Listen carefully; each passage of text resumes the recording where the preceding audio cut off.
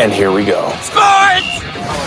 I listen to you guys all the time. It's awesome. I'm in the mood for one of your classic anecdotes. Give yourselves a round of applause. All right, that's enough. Hey guys, there is someone I want you to meet. Dave Hooker Show with Caleb Calhoun on Off the Hook Sports. Represented by T. Scott Jones, banksandjones.com, Tennessee's trial attorney from the Ted Russell Ford Lincoln Studio, East Tennessee's #1 volume and customer service dealer, Ted Russell Ford and TedRussellLincoln.net. We're all part of the same team here. Now to the Dave Hooker Show on Off the Hook Sports. Welcome to the program. It's 10 a.m. on a weekday. That means we're here live. If you want to join us live, if you're watching at another time, we greatly appreciate it. Hit that thumbs up button, the like button. If you haven't subscribed at this point, you need to do so. We have a big show on tap today. Tennessee's football team, are they in a transitional year? Paul Finebaum says yes. I'm not exactly sure what that means. Trey Smith in his third straight Super Bowl, where Trey Smith will end his career among the all-time greats. And I think it's going to be right up there. Cameron Carr transferred to Baylor after leaving the Vols midseason. Makes you wonder if Baylor may have tampered a little bit. Lady Vols fall to South Carolina this day in Tennessee sports history. Stat of the day, Bruce Pearl's daughter says, no, her dad doesn't wish that he was back at Tennessee, but I'm not so sure that's not the case. Ryan Day and death threats. This one's a sensitive subject, but we're going to get to it because, listen, I think most of the leaders in sports at some point when things go wrong, if they go wrong, face death threats. So I think this can be grandstanding at times. We'll dig into that. Caleb Calhoun, how are you, sir? Caleb Calhoun, your mic's. I am good. How are you doing, Dave? Never better. You ready to get this off and running? Let's roll. All right, it's today's tough question. It's brought to you by Banks & Jones. T. Scott Jones, Banks & Jones, Tennessee's trial attorney. Other attorneys say they'll go to trial. They won't. They'll settle and settle for that less. It's time for today's tough question, brought to you by Banks & Jones. Today's tough question. Boom. You heard that. Now take it. The Dave Hooker Show with Caleb Calhoun. Represented by T. Scott Jones, banksandjones.com, Tennessee's trial attorney. From the Ted Russell Ford Lincoln Studio, East Tennessee's #1 volume and customer service dealer, Ted Russell Ford and TedRussellLincoln.net. Now to the Dave Hooker Show on Off the Hook Sports. So Paul Finebaum thinks this will be a transitional year for the Vols. Now, I guess in a lot of ways it could be, but I tend to disagree. I think Tennessee has a coaching staff still intact. They didn't lose Tim Banks. They have a quarterback. To me, those are the biggest areas of transition. Every program is going through rebuilding of a different phase of its football team. With Tennessee, it's the offensive line, but other than that, they look pretty good. Maybe the defensive line to some extent, but they've got quality depth coming back. I'm a little confused, to be real honest with you, what Paul means by transition year, because I don't see that. As a matter of fact, I see the opposite, Caleb, because Tennessee has so many guys coming back that they paid NIL money to return. I actually don't see this as a transition year. Tennessee may not be as good as I think, but that doesn't mean it's a transition year to me. Do you see it as a transition year? No. And honestly, I want to read Paul Finebaum's quote because it was a little confusing what he was trying to convey with the quote. But obviously the transition year is what kind of stood out to us because it's the one that makes the most sense. But his exact quote on the Paul Finebaum show was, most of the experts think Tennessee will go through somewhat of a transitional year, having lost so many key players. They still have Nico. The schedule, I don't think playing Syracuse, that game is in Atlanta. I mean, Syracuse is a much improved program, but I don't see a lot there. I think they can manage Syracuse. That Georgia game is early. I think the games that would worry me are Georgia, at Alabama, and at Florida. Other than that, I think Tennessee can handle that schedule pretty well. So while he says most of the experts think they're in a transitional year, he then goes on to make the case of why they're not in a transitional year, because I agree they should be able to handle Syracuse. And I mean, Dave, if your season comes down to 3 games and the other 9 are circled wins, I don't think you consider that a transitional year, do you? No, I don't. And a transitional year to me is going from Peyton Manning to T. Martin. A transitional year to me is going from Philip Fulmer to Lane Kiffin. For it to truly be a transitional year, and I'm not trying to pick apart what Paul's saying at all, there is a transition, but how many starters is Tennessee actually losing? Let's say 5 on the offensive side, 6 if you want to count 2 receivers, if you want to count 3 offensive linemen and a running back. Defensively, they'll have to replace Keenan Pili, but he barely played. They'll have to replace some depth on the defensive line.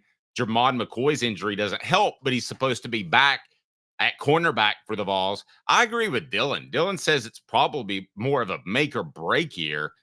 That to me is a better way of describing the 2025 season. I just don't see transitional year.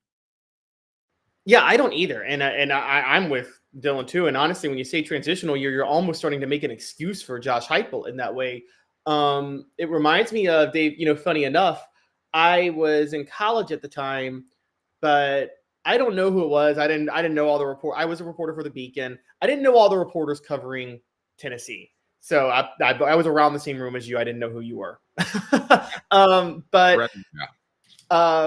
basically, Bud Ford at the time. Oh, there you go. So it's 2007, and I remember when Tennessee lost to Cal, and then Florida got blown out, and they were 1-2. And I remember one reporter saying, "Tennessee's young; they'll be okay long term." I'm like, that was the dumbest thing I heard anybody ever say. What do you mean they're young? They have a senior quarterback right now. I don't think they should have looked at this as a rebuilding year with Eric Ainge as a senior. And that was 2007. Okay. Yeah. And so I'm like, sometimes when I hear the words transitional year or rebuilding year, it just seems like an excuse to basically allow a team to underachieve in a year where they should be able to compete for things. And Tennessee has a specific plan. So I think it would be a major mistake to call it a transitional year. And also, you're right, with key pieces, we're talking about losing on offense. The interior of the offensive line, I get it. That's a concern. They seem to have done a decent job trying to restock that in the offseason, though. And outside of that, I mean, okay, so they lose some key receivers. Nobody's really going to miss nobody's going to really miss their receiving core from this past year. It wasn't anything to, blow you away over. So losing those guys is not that big of a deal. I mean, you brought up the transitional year from 97 to 98. The funny thing was everybody freaked out about Tennessee losing Marcus Nash. Turned out Peerless Price was better. Marcus Nash was just a product of Peyton Manning. So Tennessee got better because they lost Marcus Nash. No disrespect to Marcus Nash. But now, let me throw this out because Derek didn't exactly say this, but he led me off to it.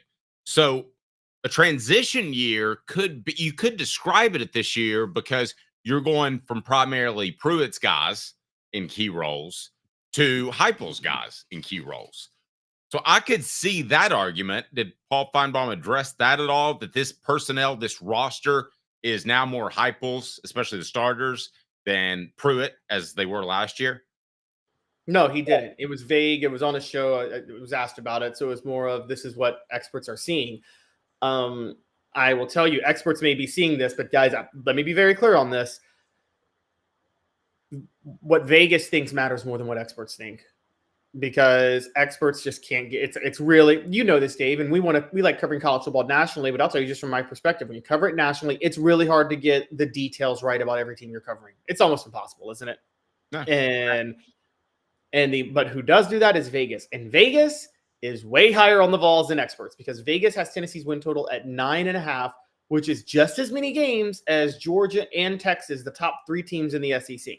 And they have a financial stake in it. I would say one thing the show's not going to do. The show's not going to, if Tennessee's 8-4 at the end of the year, we're not going to look back and say, whoa, Tennessee, and please hit that like button. We're not going to say, whoa, Tennessee had to replace all those guys. That's just fine. 8-4 is okay. It's transition year. A transition year to me, I know this sounds insane considering they ran the table, but if you consider what they lost in Leonard Little, Dwayne Goodrich. No, not Dwayne Goodrich. Peerless Price. No, they didn't lose Peerless. Who did they lose? They lost Leonard Little, Peyton Manning. and they lost Nash. Marcus Nash. That's right. Jonathan And Brown. they lost about 7 significant players. To me, that would have been a transition year. If Tennessee goes 8-4 that year, sounds crazy because they went 13-0. But if they go 8-4 in the regular season, I'm like, oh, that's a transition year. No big deal. That's kind of what it's funny you say that, because I know people talk about 98, but 98 was loaded with talent. 2000 was a transition year, was a really good example where Tennessee fell to 2-3. Casey Clausen comes in, wins the final 6 games. They go 8-4. It was like the first non-top 10 finish for Tennessee in nearly a decade. I think you were covering Tennessee at the time. Nobody freaked out about it, right? People thought, oh yeah, Tennessee happened to lose, because remember after 99, they lost all those players early to the NFL, Deion Grant, Sean Ellis, those guys. In 2000 was the first year they started outside of the top 10, but everybody knew that was like a weird rebuilding year in a legendary run. And so no one freaked out. Let's have a fun little exercise for a second, can we? Let's go back to 2008. Okay, you go to Dave Clawson. That's a transition year, right? 2008. Absolutely. 2009. Well, you go to Lane Kiffin. That's a transition year, right? 1000%. 2010, you go to Derek Dools. That's a transition year. Okay. And see why I say Derek Dooley inherited a tough situation. Right. And then at some point, you go Sal Sunseri. That's a transition year. No, I'm not even joking. And then you go to Butch Jones. That's a transition year. We're up to 5 transition years since 2008. Okay. And at one point, Butch Jones lost a coordinator too, right? Butch Jones pushed out a coordinator. To be fair, let's be fair. He pushed out Mike Bahike and his offensive coordinator to get Mike DeBoer. That was a smart move because Mike DeBoer was a better offensive coordinator. But then he pushed out John Jancic to get Bob Shoop. And while Bob Shoop was a good defensive coordinator, he didn't mesh well with Butch Jones's position coaches, and that created a catastrophe in 2016 on defense because they had different philosophies. So that was a transition year. All right. So you go to Jeremy. What about Justin Wilcox? What year was he gone? Here's the one year you could say wasn't a transition year. There were 2 in this run you're saying. There were 2 that were not transition years if you're talking about coaches.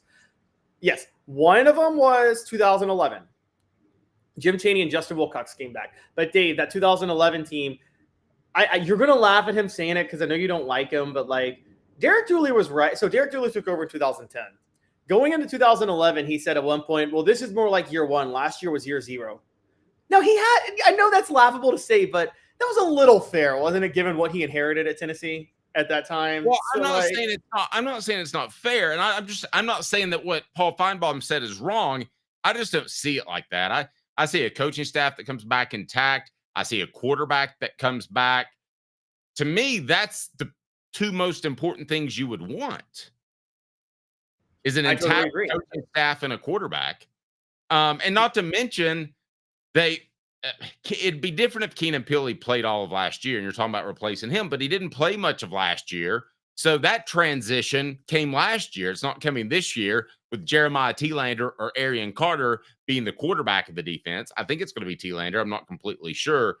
We'll get to the poll question. The show represented by Banks & Jones, Tennessee's trial attorney, banksandjones.com, as they bring you today's tough question. Why Banks & Jones? Well, it's because they're Tennessee's trial attorney. You can play to win with Banks & Jones because they'll go to trial. You've heard of other lawyers. They say they'll go to trial and fight for you. They won't. They just want to settle. That's the easiest way out. Well, that's not Banks & Jones, led by T. Scott Jones. They won't settle. They'll go to trial for you. Tennessee's trial attorney. They play to win. Truly, Tennessee's trial attorney when it comes to criminal defense or personal injury. Why settle? It's Banks & Jones. T. Scott. All right, Caleb, let's get to the poll question. And it's today's tough question brought to you by Banks & Jones, Tennessee's trial attorney, banksandjones.com. What do you got, Caleb? And you're muted, I believe. Sorry, no, I'm trying to pull up the poll question, and I'm having some technical difficulties in my situation, guys. So just bear with me for a couple more days. I got it right now. Are Vols in a transition year? No, just win, 83%. Yes, give them a break, 17%. Guys, it's been 4 years, and I wrote about how Josh Heupel should be more appreciated than he has been over his 4 years. And I stand by that. But that doesn't mean just because you made the college football playoff that you can throw in a mulligan and just get by in your 5th year. Your 5th year, you should be competing for championships. And I think Josh Heupel will compete for championships. And I define that by making the college football playoff. If he doesn't make the college football playoff, forget about 9 or 10 wins. If he wins 9 and gets in, that's a successful season. If he wins 10 and doesn't, that's not a successful season.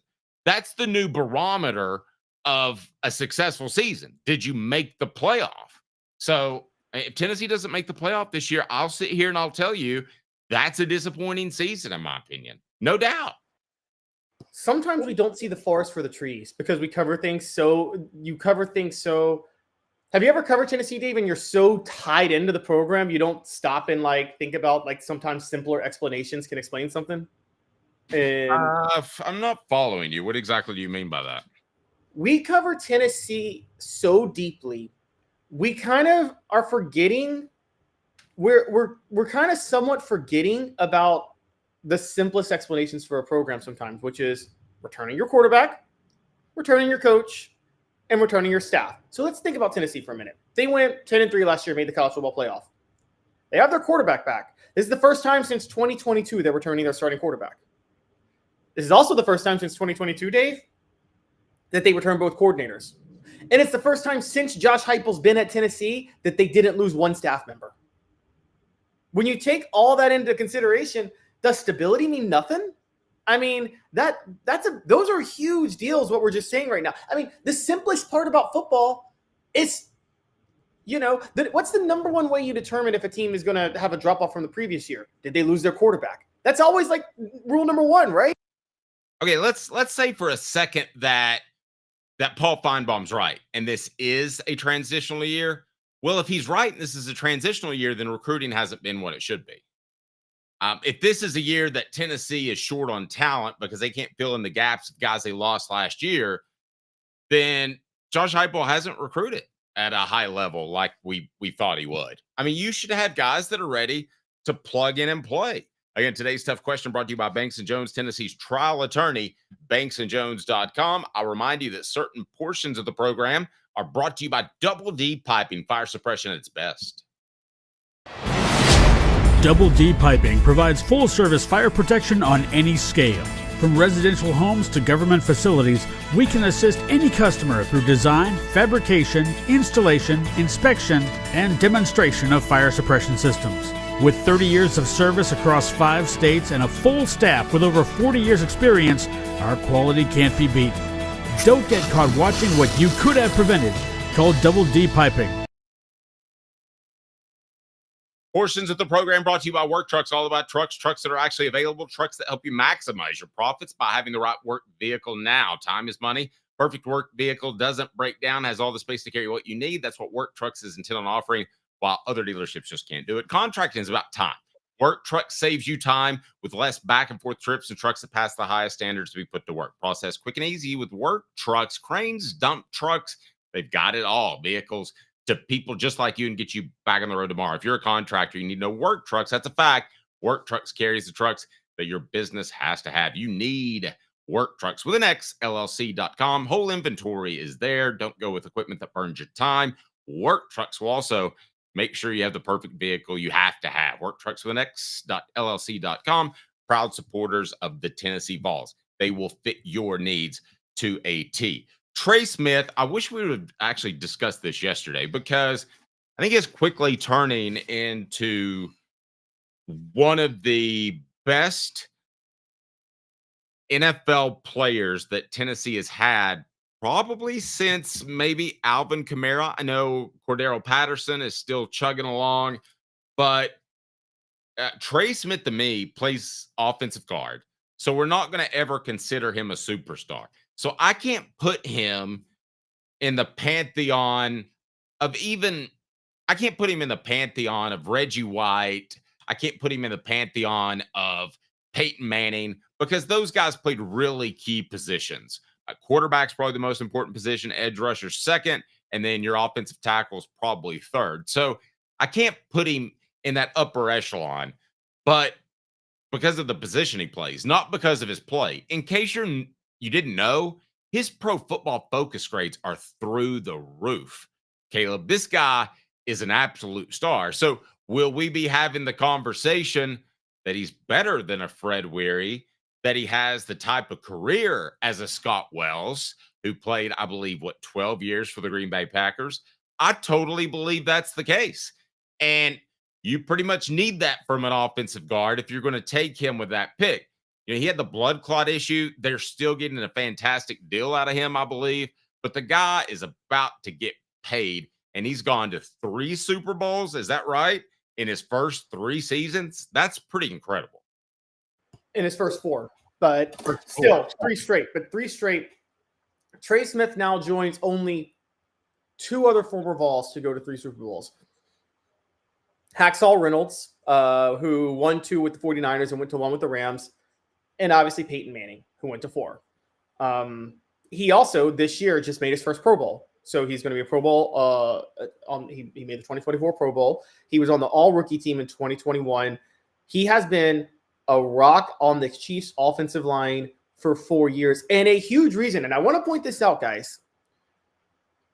Anybody who watches the Chiefs, it's kind of like, do you remember the early games for Tennessee this past year, Dave, where against Kent State and stuff, if they wanted to, Nico probably could have thrown for 500 yards, but instead they let Dylan Sampson rack up the yards instead?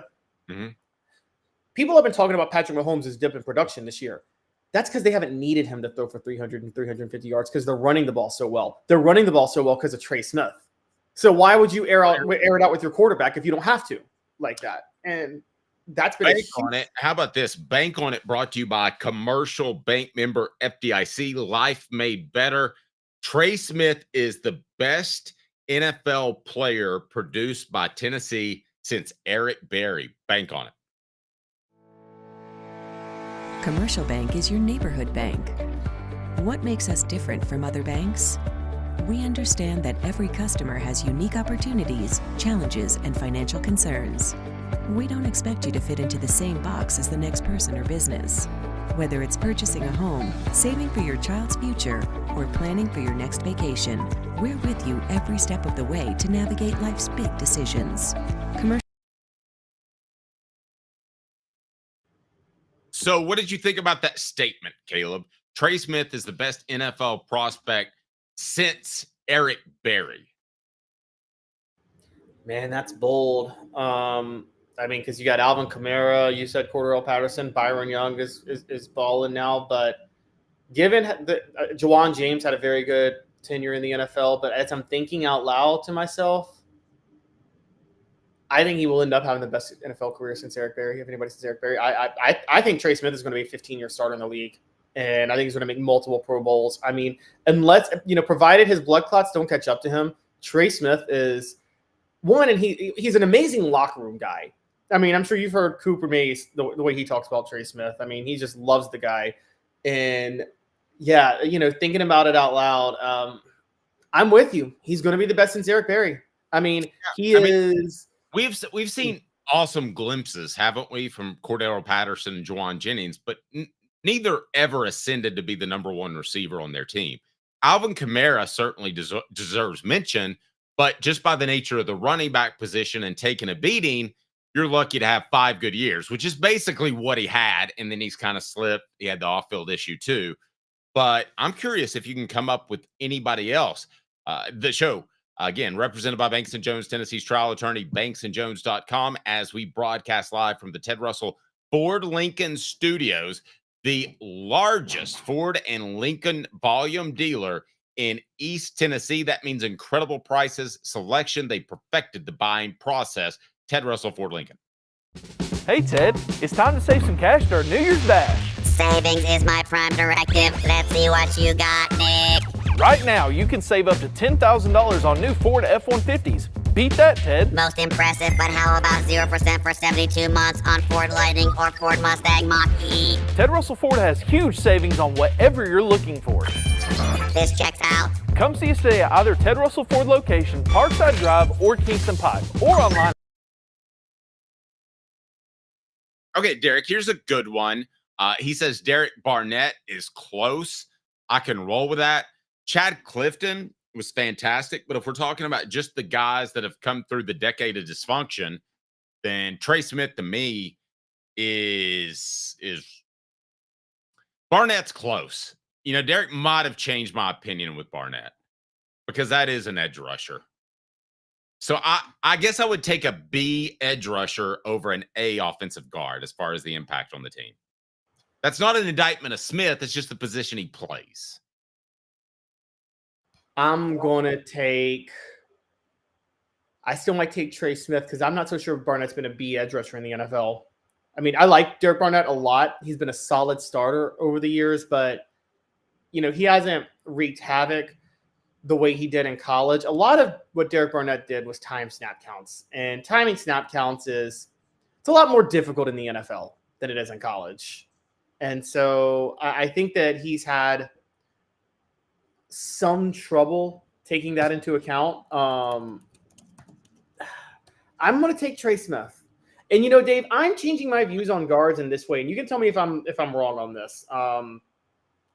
I am changing my views on guards because of having covered Josh Heupel in Tennessee and having seen the Titans during their running game years with Derrick Henry when Derrick Henry went down and they still had the best rushing attack in the NFL. I would take a guard over a running back, honestly.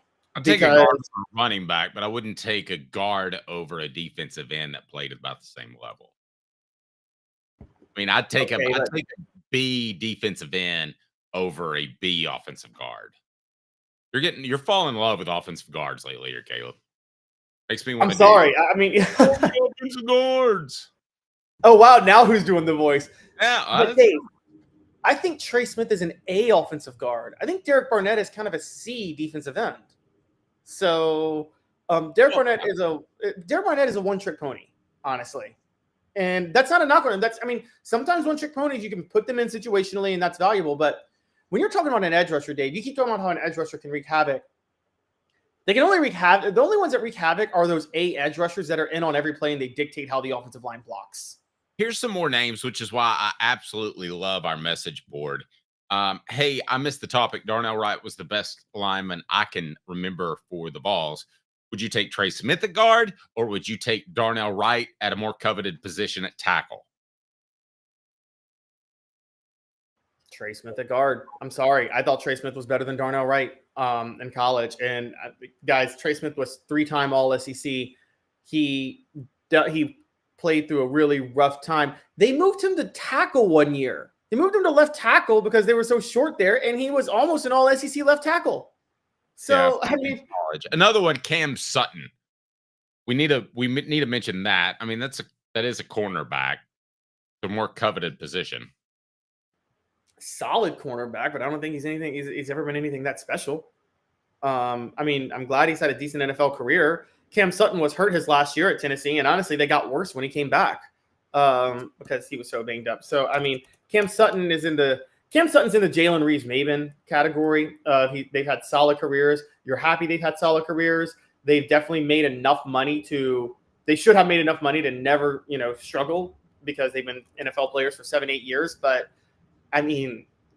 with Trey Smith, we're not talking about a 7-8 year guy.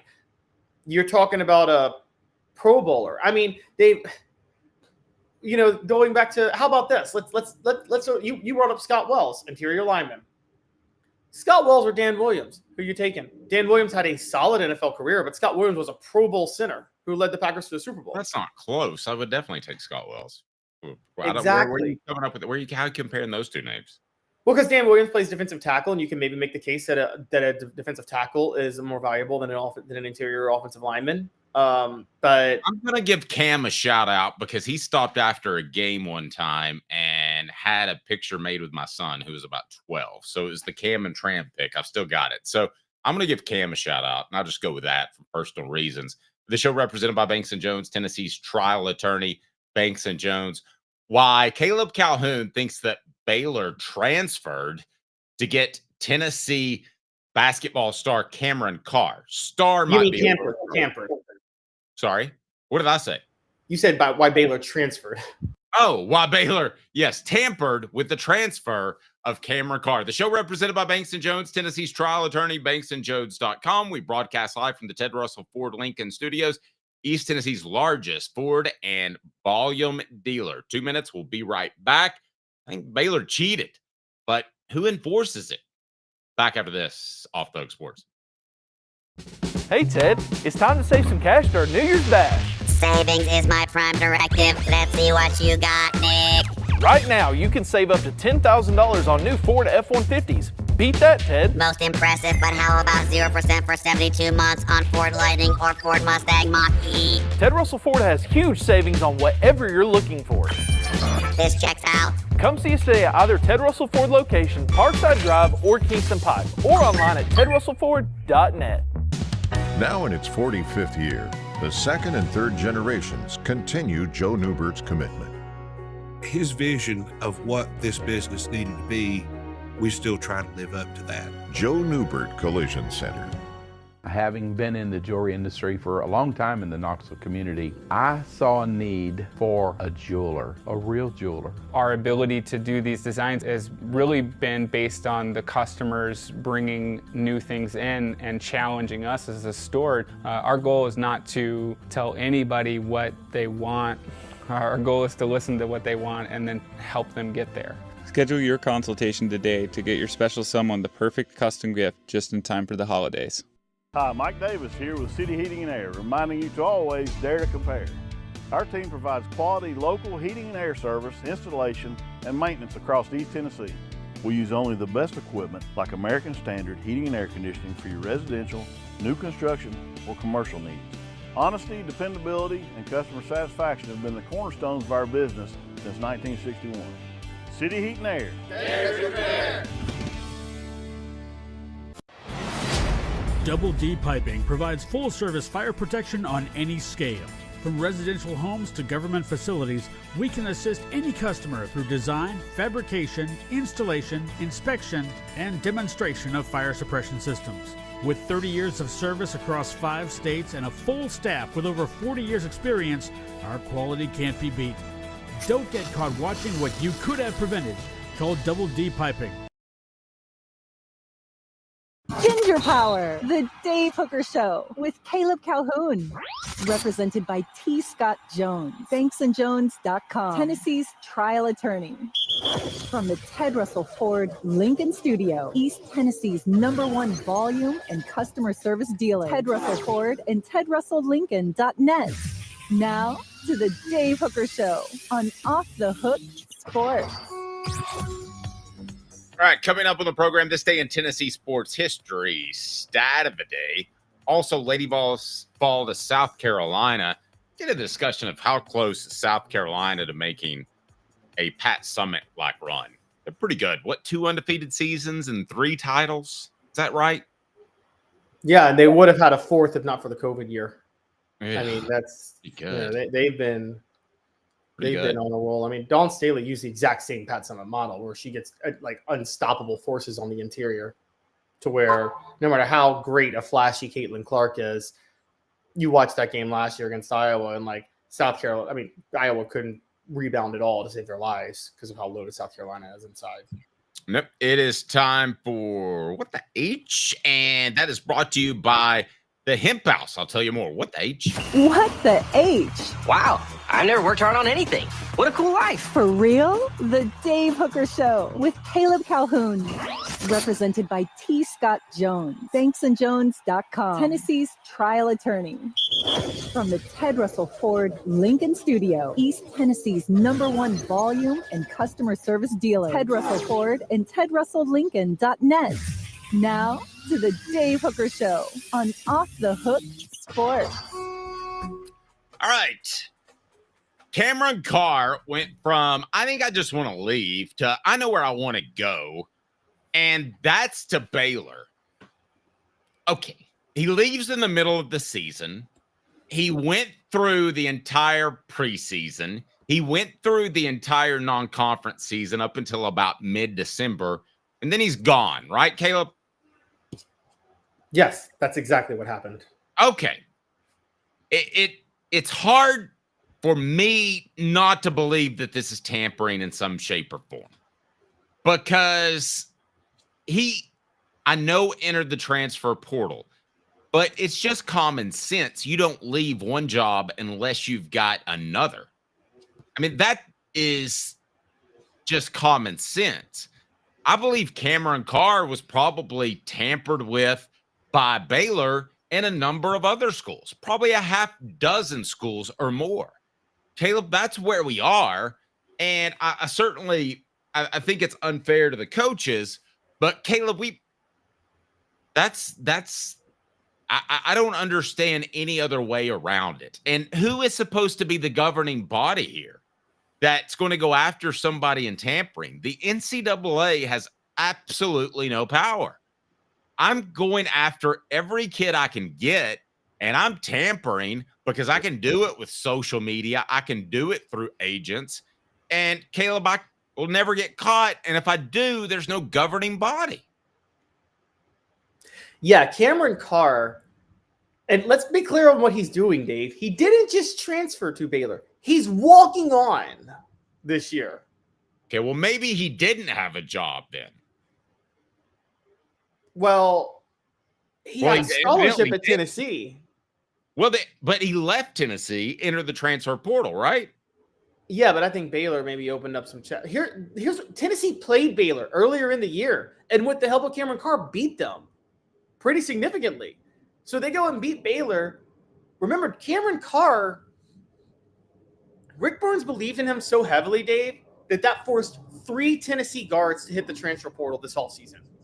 So they were building their future around Cameron Carr, like beyond after this year with Chaz Lanier and everybody like that.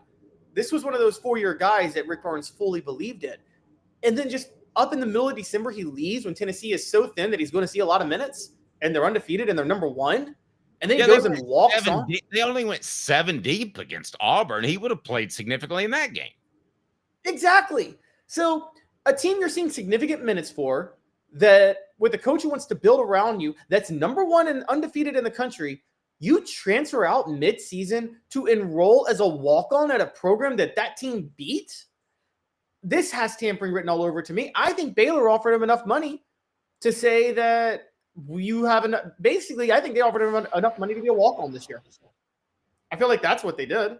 Okay. And so it to me is pretty distasteful. I think he was probably tampered with by Baylor. And then I think at some point Baylor said, we'll give you some NIL money to cover that. You got to remember, Baylor's not cheap too. So what is the average tuition at Baylor? I'll look it up, but are there really walk-ons anymore? I mean, we talked to Jimmy Himes while you were gone, and he said part of the reason that Tennessee hasn't doled out more scholarships and brought in midterm players is that they were out of scholarships. But how are you out of scholarships? You can just throw NIL money a walk-on's way. Do you think Navy Schuler's really paying for anything? No. He's not paying for anything. Nobody that's having an impact on that team that is a walk-on is having an impact. By the way, about $55,000 a year in tuition. So my goodness, I mean, you're going to have to stroke him a pretty big check there. So that's your starting point if you're paying him to be a walk-on.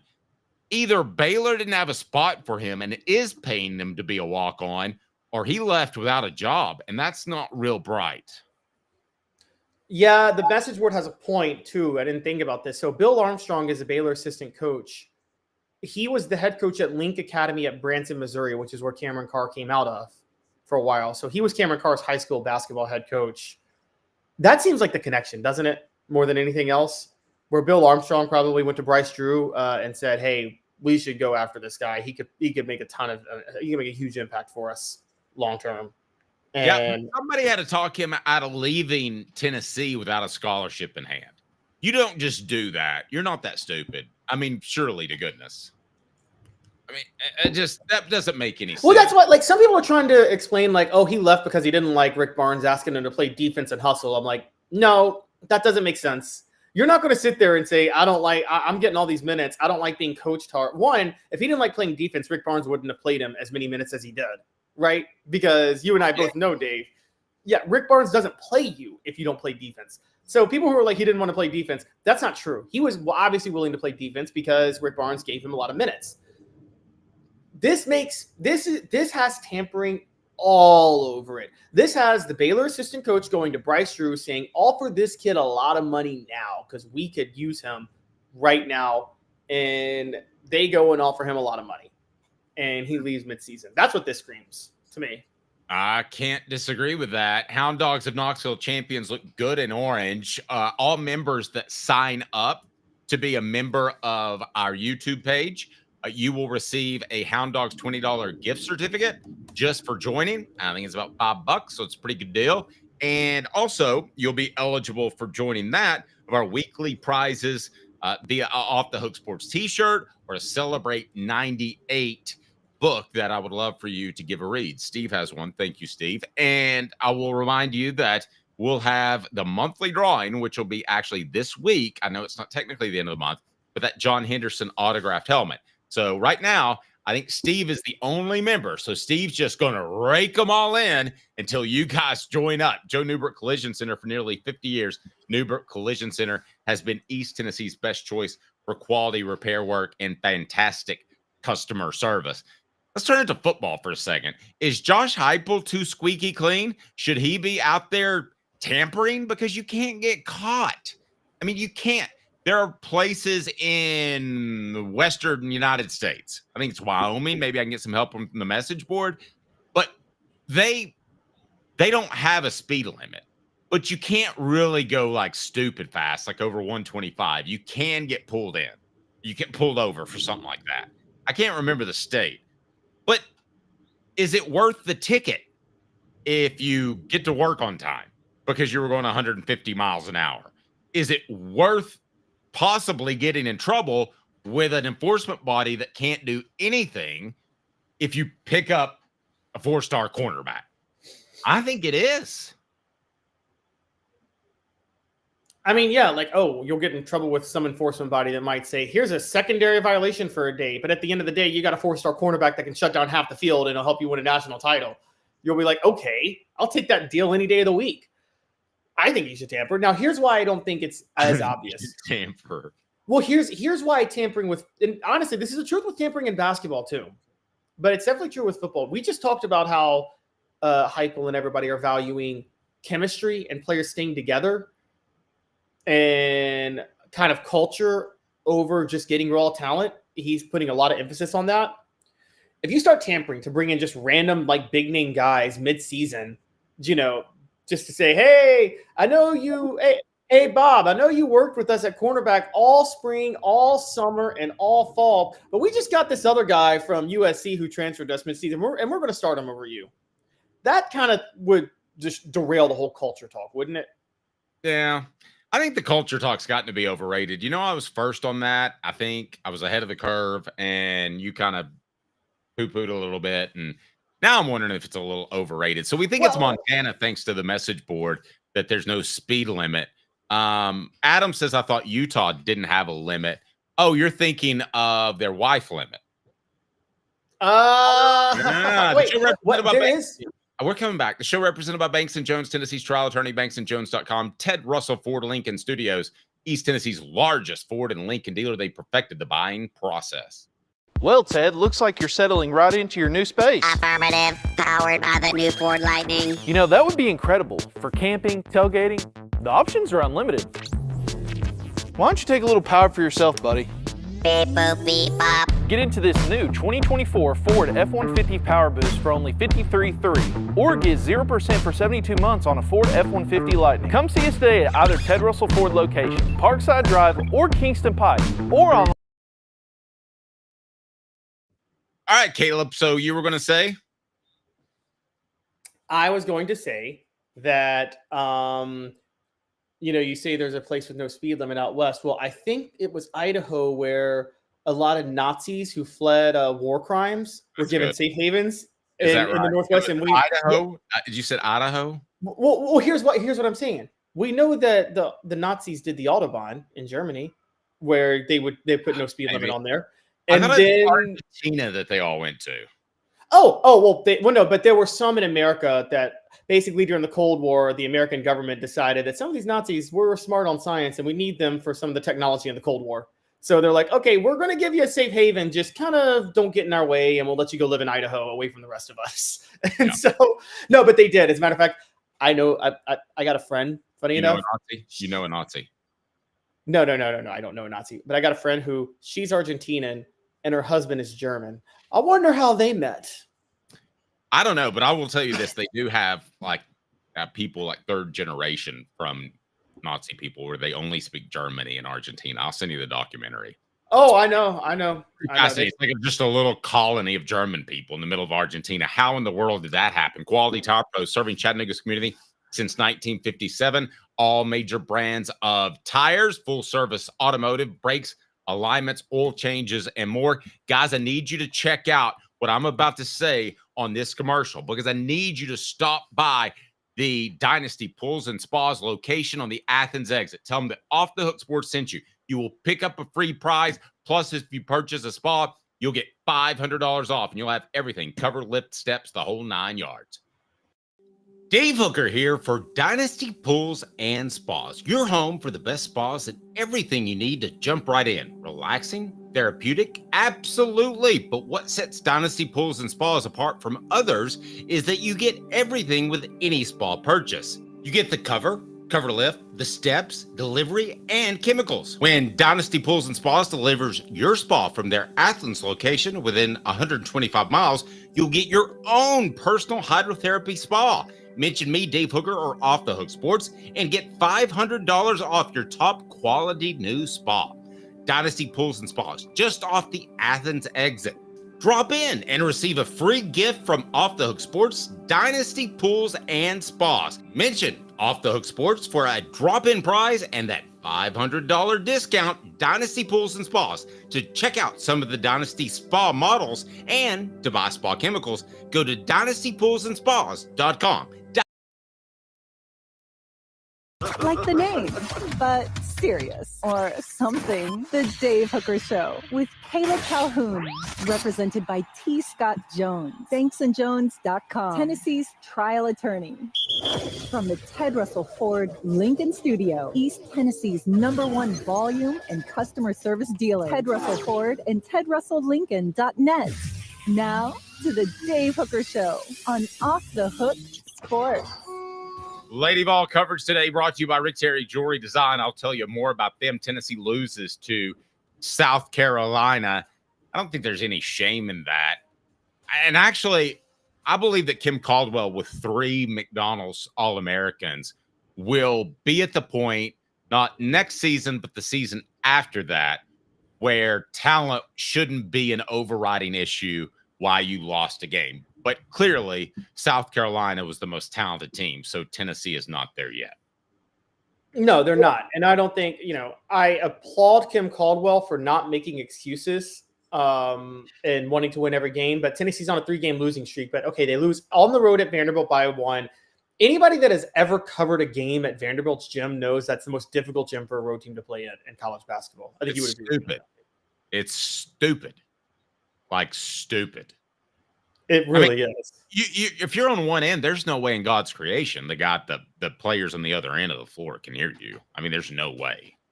None whatsoever. It's absolutely insane, and it shouldn't be allowed. Now, then they go and lose to Texas when Kim Caldwell's going into labor and not coaching the game. You don't think there was a little bit of a distraction for them in that when that's happening right there? I figured there probably was. I'm sorry? I figured there probably was. Right. And so they lose that game, by the way, also on the road against a top 10 team, and they lose by 4. No shame in that. Then they come home and they lose to number 2 ranked South Carolina, 70-63. They put on a furious comeback in the fourth quarter, but it just wasn't enough, and they lose. South Carolina is the more talented team. There's no shame in that, like you said. Tennessee still has some players not equipped to run what Kim Caldwell wants to run. Jillian Hollingshead, to be just not trying to call her out too much, but she can't run the full court press the way that they need her to. Look, guys, I'm with Dave. Kim Caldwell has the #1 recruiting class in the country right now, the best recruiting class in the country. one of the best recruiting classes of the last 5 or 6 years. If you look at the amount, the sheer volume of talent coming into this program. Let me ask. I wouldn't be surprised. Oh, go ahead. Go ahead. Sorry. I wouldn't be surprised, Dave, if they make a Final Four run next year, because you know this, when you get a lot of young players in basketball, they start to gel by tournament season, and then they can make a run though. I mean, a close loss in the Sweet 16 is a run to the Final Four. I wouldn't be surprised if they go to the Final Four next year. But I'm going to go ahead. I did this with Josh Heupel, and I was wrong. I'm going to do it with Kim Caldwell, though. And I don't mean like that. I didn't mean to say that, guys. Don't clip me saying that. Kim Caldwell's winning the 2027 national championship in basketball. In 2026-27, Kim Caldwell's going to win the national title. Well, at least you're putting it off by a year. I will take that. The show represented by Banks & Jones, Tennessee's trial attorney, banksandjones.com, as we broadcast live from the Ted Russell Ford Lincoln Studios, East Tennessee's largest volume dealer. Our Lady Vol coverage, and they will bring you our poll question as well. Give me 4 letter grades for Kim Caldwell, because we've only got 4 spots on the poll question. So give me 4 letter grades to Kim Caldwell to this point. Is it A, B, C, D? Is it, is it B, C, D? It wouldn't be B, C, D, F. You think about that. Rick Terry Jewelry Design, they want to be your jeweler looking for affordable game day jewelry, a Tennessee tradition. RickTerryJewelry.com. I would give her a B+. I don't know if that's going to be an option, but what would you give her to this point? I'd give her an A. I'm going A, B, C, and then F. No one's giving her an F, but I'm giving her an A. I wouldn't even go B+. Dave, if you remember, John Adams on our show, who covers the Lady Vols more than anybody, was saying straight up, this team is not built to do what Kim Caldwell wants to do. She has got a massive uphill climb because of how the team Kelly Harbor constructed. And within a year, she's got this team 15-5. Yes, they're probably not going to be in the top 25 after this week, but Dave, they put up a fight against South Carolina. They put up a fight at Texas, a top 10 team. They have faced, they lost to Oklahoma and LSU, those at the last second. And then they lost at Vanderbilt on the last second, which is an impossible place to play. They got nothing to be ashamed of with how they've played this year. And given what she inherited, again, it's not that the players were bad. It's that we didn't think they were equipped to run Kim Caldwell's system. And then she went through the transfer portal, got a bunch of players. And what did I keep telling you guys? She sacrificed shooting. This is the real story with Kim Caldwell. And this is the underrated part. She saw her player evaluation was incredible, because she found players who were all horrible from 3 at their respective schools, and she lives and dies by 3-point shooting. Kim Caldwell made the calculation that if they can run my system, they'll get a lot more good looks and their 3-point shooting will improve. And she was right about that. I mean, she nailed that prediction. I didn't see that being the case. So, I mean, I'm giving her an A. John Adams would probably give her an A++ if he were on our show, funny enough. This is more impressive than what Josh Heupel did his first year at Tennessee when he took over a disaster and went 7-6. Guys, Tennessee hasn't been uncompetitive in any of the games this year. They've put up a fight in every single game they've lost. The Lady Vols look, this program is back, and I'll say this. Wait, can't say back. I mean they're coming back. They're not going to win 7 championships or whatever Pat Summitt won. That's Pat Summitt wouldn't win 7. Pat Summitt could not win 8 championships if she was coaching today. That's not possible.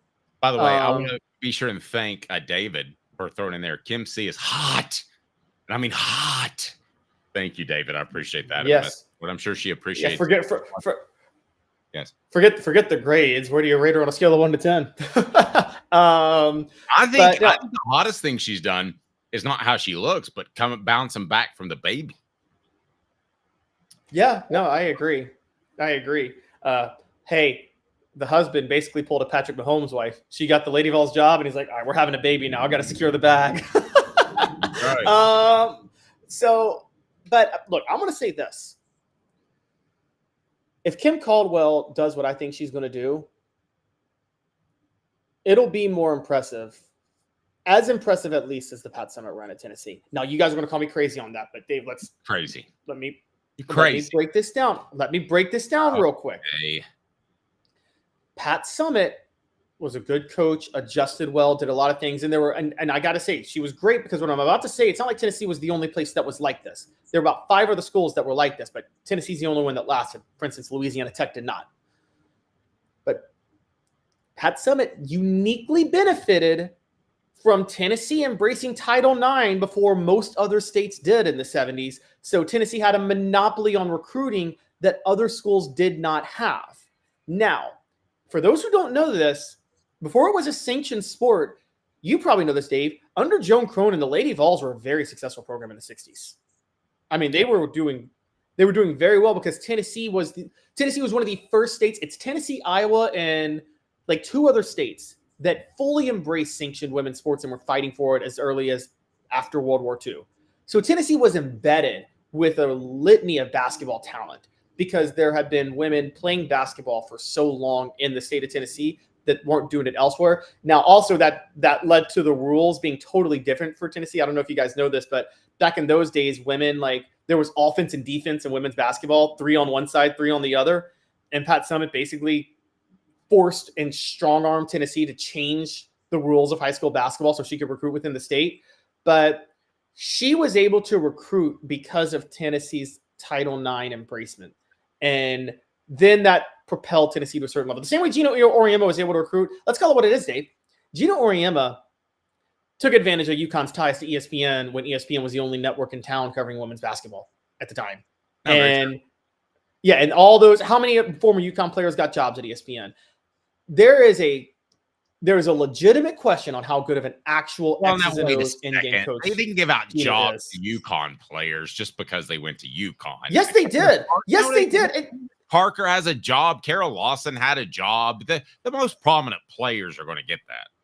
There was a suspicious collection of former UConn players getting those color commentator jobs for the women's basketball program that was not there elsewhere.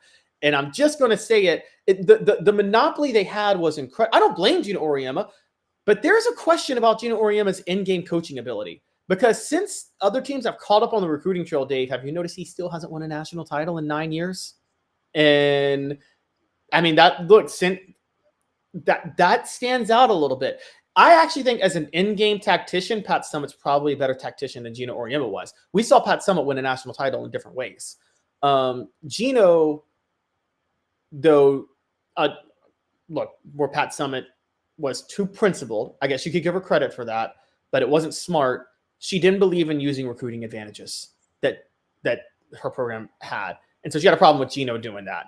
And I mean, like, Dave, let's just be honest. Like Pat Summitt, I'll just say it this way. If she were a football coach, she would say that Miami shouldn't be able to use South Beach as a recruiting tool to get football players.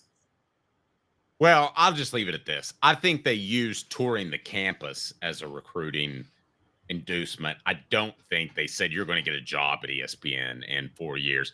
Adam is absolutely loving Kim Caldwell. Like Ellie Mae Clampett, pretty as can be, but tough as nails. What do you think of the Ellie Mae Clampett comparison? Give us an update on our poll question. Sports Treasures carrying over 5 million sports treasures and so much more. Follow on Facebook for the best sports memorabilia daily updates. Go to facebook.com. The link's right down below. Go to Sports Treasures TN. Update on our poll question, Caleb?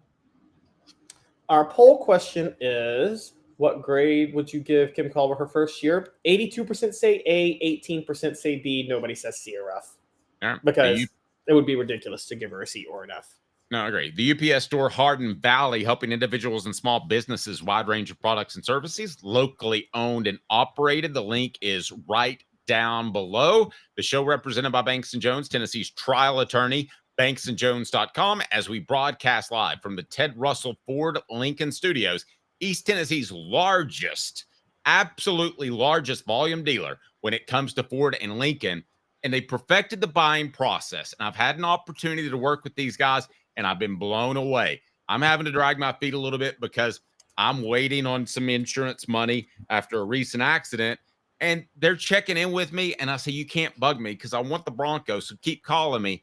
But they're like, are you sure we're not bugging you? Are you sure everything's fine? Like, no, it's not you guys. It's the insurance company. But that's how awesome they are. And I can't wait for the moment when I drive off in my new Bronco. The show represented by Banks & Jones, Tennessee's trial attorney, banksandjones.com, live from the Ted Russell Ford Lincoln Studios, East Tennessee's largest volume dealer when it comes to Ford and Lincoln. Hang tight for 2 minutes. This day in Tennessee sports history and why Bruce Pearl secretly wishes he was back at Tennessee.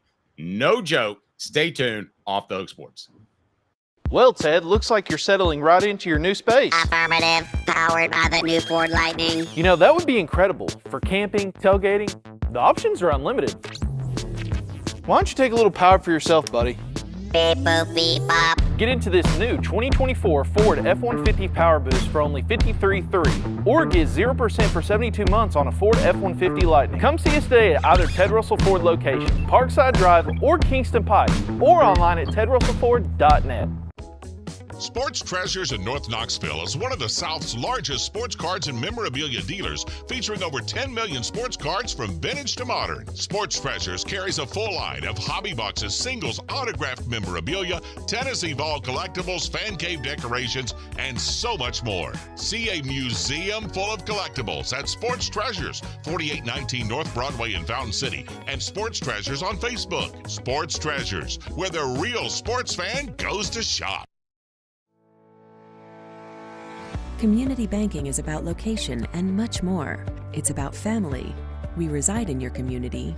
We are a part of your community. At Commercial Bank, our commitment extends beyond the walls of our branches. It's displayed each day in the opportunities we provide, the money we give back, and the time we commit, all to help improve the lives of the people, families, and businesses that make our communities great. Commercial Bank, life made better. Double D Piping provides full-service fire protection on any scale. From residential homes to government facilities, we can assist any customer through design, fabrication, installation, inspection, and demonstration of fire suppression systems. With 30 years of service across 5 states and a full staff with over 40 years experience, our quality can't be beaten. Don't get caught watching what you could have prevented. Call Double D Piping, the absolute best in fire prevention. With our brand new location on Emory Road, Eye Care Optical is bringing East Tennessee's best eye care to your neighborhood. Doctors Johnston and Combs offer unmatched expertise and care without a trip to Knoxville. Eye Care Optical, now in Powell. Are you ready to get strong? At NFC, we offer top-notch weight training and functional fitness, so you can build strength and improve your performance.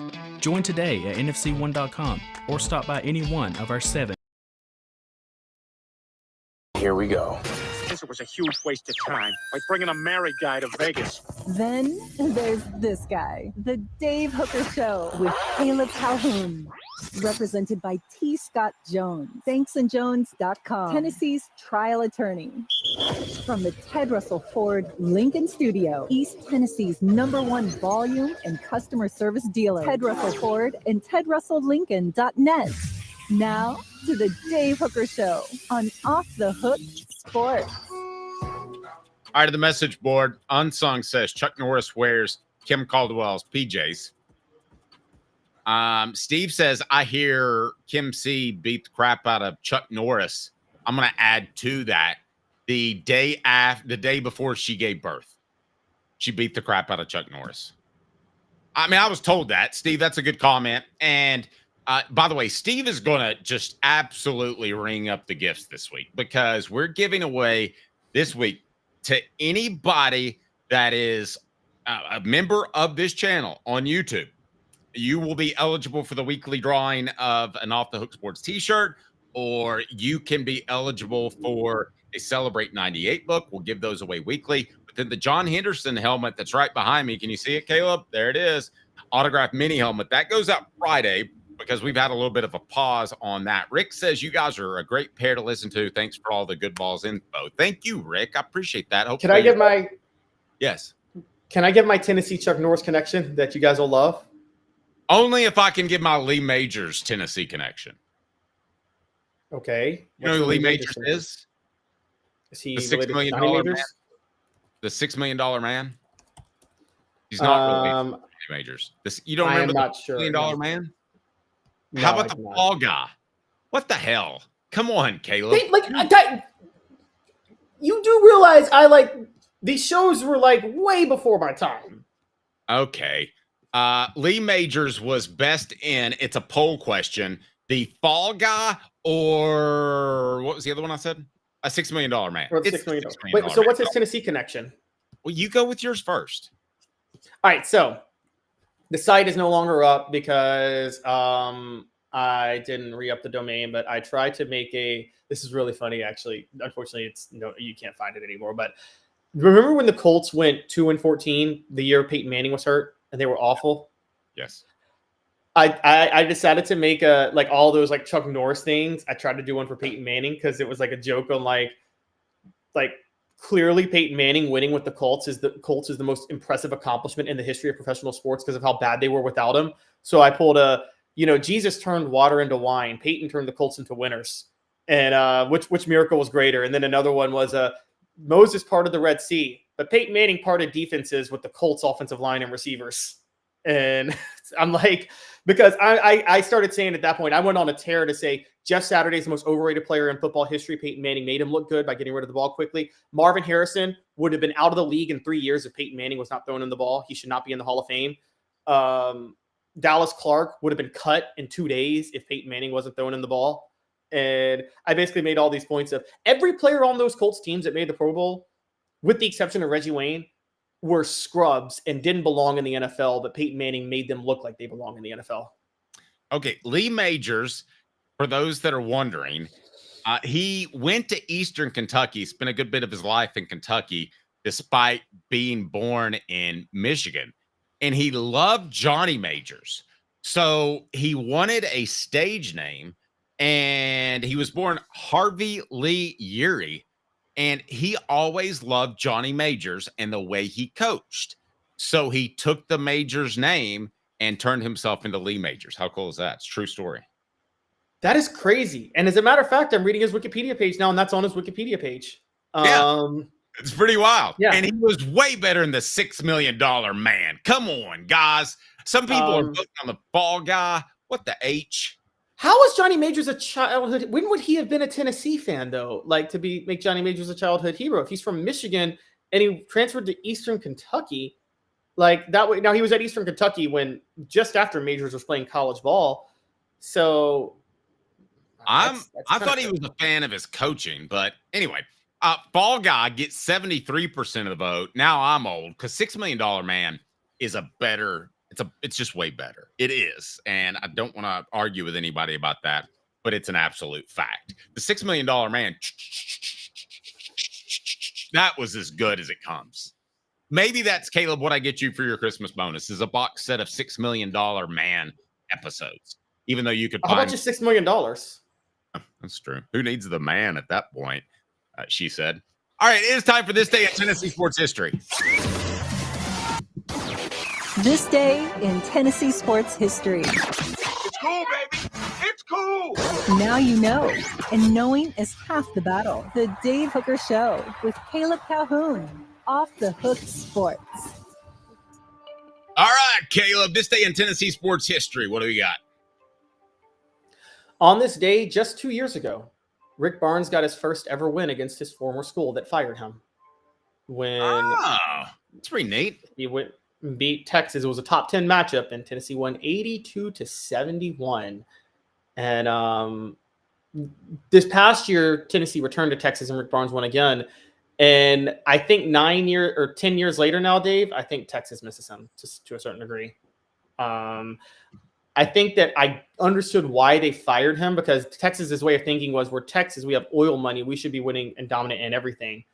But they haven't made the right They haven't made the right hires since losing him. No, they haven't. And it reminded me when they fired him of Mike Tomlin a little bit. And that is, you've got a solid coach. Why make the change there?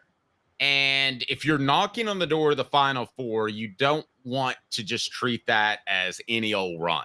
Because he was knocking on the door of the Final Four for all of that time. So I thought that was a pretty poor move by Texas at the time, and it definitely worked out for Tennessee. Peak IV Hydration in South Knoxville and Sevierville, they bring you this day in Tennessee sports history. If we can put that link in there, you can order the patch online, live life to your fullest, hydrate, rejuvenate, and elevate your health with Peak IV Hydration. Hot or cold, brought to you by City Heat and Air Conditioning, cityheatandAir.com. So you have Bruce Pearl's daughter saying that he doesn't wish he was back at Tennessee. Give me the background. We'll go hot or cold, brought to you by City Heating and Air Conditioning.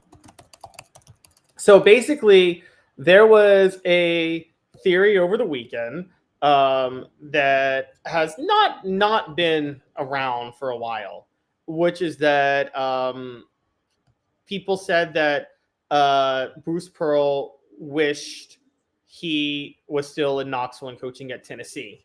And Bruce Pearl's daughter then retweeted with a response. So John Reed, this starts with John Reed, who tweeted that Bruce Pearl would give up anything to still be in Knoxville. This is John Reed at Fox Sports Knots. The Gruden guy? Excuse me. The Gruden guy. Okay. Okay. I don't know if he was a Gruden guy. He was the one at the airport that was running around with a live streaming thing. Trying to find Gruden, who was not within 500 miles of Tyson McGee Airport. But anyway.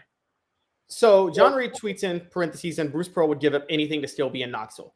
Jackie Pearl retweets and goes, "This take is always hilarious," yawn emoji.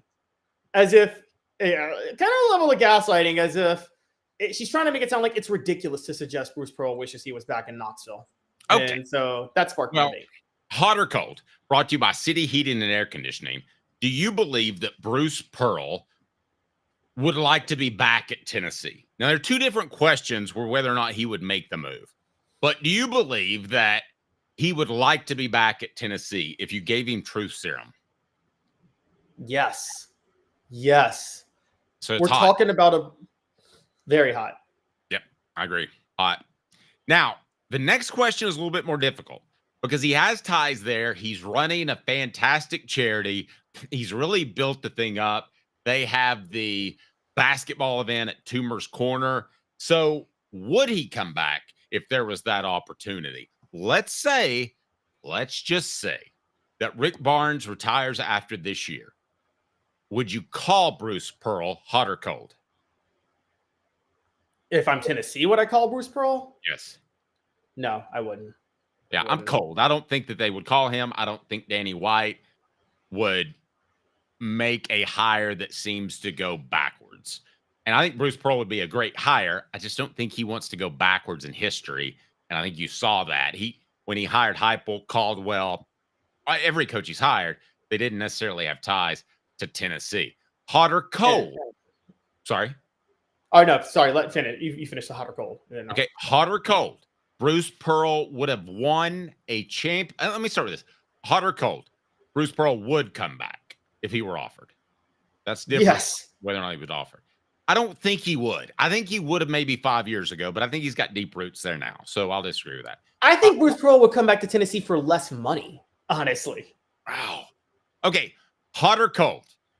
Bruce Pearl would have won a national title at Tennessee had he stayed and not had the barbecue of all barbecues. Hot. He would have. And I think it would have happened sooner rather than later.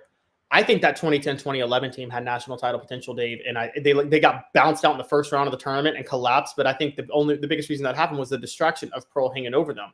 But you had Tobias Harris on that team, who is still balling in the NBA to this day, and you got Scottie Hobson, who was a very good player, Jordan Bowen. I mean, that team was really, really talented, and they started out really hot. They won one of those preseason tournaments. They got into the top 10, and then the news of the Bruce Pearl suspension came down, and they collapsed. Yeah, he'd have won a national title at Tennessee. Everybody I think seems he definitely to agree with you on the message board. And again, hot or cold, brought to you by City Heating and Air Conditioning. And we had an interesting comment on the message board. How about when Josh Heupel retires, would they go hire Lane Kiffin? Hot or cold, brought to you by City Heating and Air Conditioning. Hi, Mike Davis here with City Heating and Air, reminding you to always dare to compare. Our team provides quality local heating and air service, installation, and maintenance across East Tennessee. We use only the best equipment like American Standard heating and air conditioning for your residential, new construction, or commercial needs. Honesty, dependability, and customer satisfaction have been the cornerstones of our business since 1961. City Heat and Air. All right, Caleb. So just for funsies, if Tennessee, if Josh Heupel didn't pan out or went somewhere else to be the head coach of the Dallas Cowboys when Schottenheimer doesn't come through, which is going to happen, would Tennessee go hire Lane Kiffin?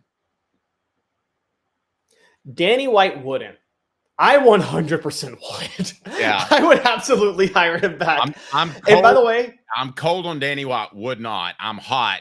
Brought to you by City Heating and Air Conditioning on that he should. I also am hot that I think Lane Kiffin would, no question, take the Tennessee job. Who regrets their decisions that resulted in them not being at Tennessee more? Bruce Pearl or Lane Kiffin? I would have to say that Lane Kiffin probably does because he made the conscious decision to leave, whereas Bruce Pearl kind of screwed up and had to leave. You know, Yes, well, I'm saying who regrets the decision that resulted in them leaving? Whatever, either Lane Kiffin directly or Bruce Pearl. That's why I would say Lane Kiffin, because you directly said I'm leaving. Bruce Pearl never said I want to leave. As a matter of fact, he wanted to come back as soon as the show cause was up. So that's how you know he prefers Tennessee. Bruce Pearl knew that Bruce Pearl would have, you know this, Dave, the minute his show calls was up, he probably had about 50 schools like willing to open up a checkbook to hire him because of how good of a coach he is. And he still was jockeying to, let's just say it, he was fueling the media fire to get Conzo Martin fired so he could get the Tennessee job back. And I'm just going to tell you this is true. I'm not going to tell you how I know, but I know from an impeccable source, that he tried to get the job back at that point. Oh, yeah. Yeah, and he actually, you can, in the age of social media, when you can create burner accounts to start, like how, Kevin Durant creates burner accounts to start narratives about himself. Like kind of back in the day, the story in like 91 or whatever, when Donald Trump apparently would call like posing as somebody else to talk about how great of a businessman Donald Trump was. I've heard some stories that Pearl may have created a few burner accounts to get the whole rumors of Tennessee should hire Pearl back. Well, I didn't hear that. I hated that for Conzo because you had a talk show host here in Knoxville that call it Kwanzaa, like seemingly making fun of the fact that he was African-American and that Kwanzaa is the African-American holiday at the end of the year. So I felt bad for Conzo Martin and the way he got treated. I thought it hurt Tennessee in their next hire, quite frankly, because that didn't set well in the basketball community, not at all. It is time for you want to get to the stat of the day now there, Caleb? Let's stick on this for a minute. Okay. With Bruce Pearl. Because I wanted to talk a little bit about, you say he wouldn't go back to Tennessee. Now, let's just ask this question. Living situations, because we just compared Lane Kiffin. Oxford, Is Auburn, Lane going to live with his wife or his girlfriend? Oxford, Auburn, Knoxville. Rank them. It depends what you want. I mean, I'd rather be in a city. So I'd take Knoxville over the 3, and it wouldn't be close. But if you want something that's a little bit more colloquial and small, then Ole Miss is a good way to go. Auburn's okay. No, Auburn, you can just say it. Auburn's the worst of the 3 towns. Yeah, it's a dump. It's a crap town. Sorry, guys. It is. It's a dump. Why are you saying you're sorry?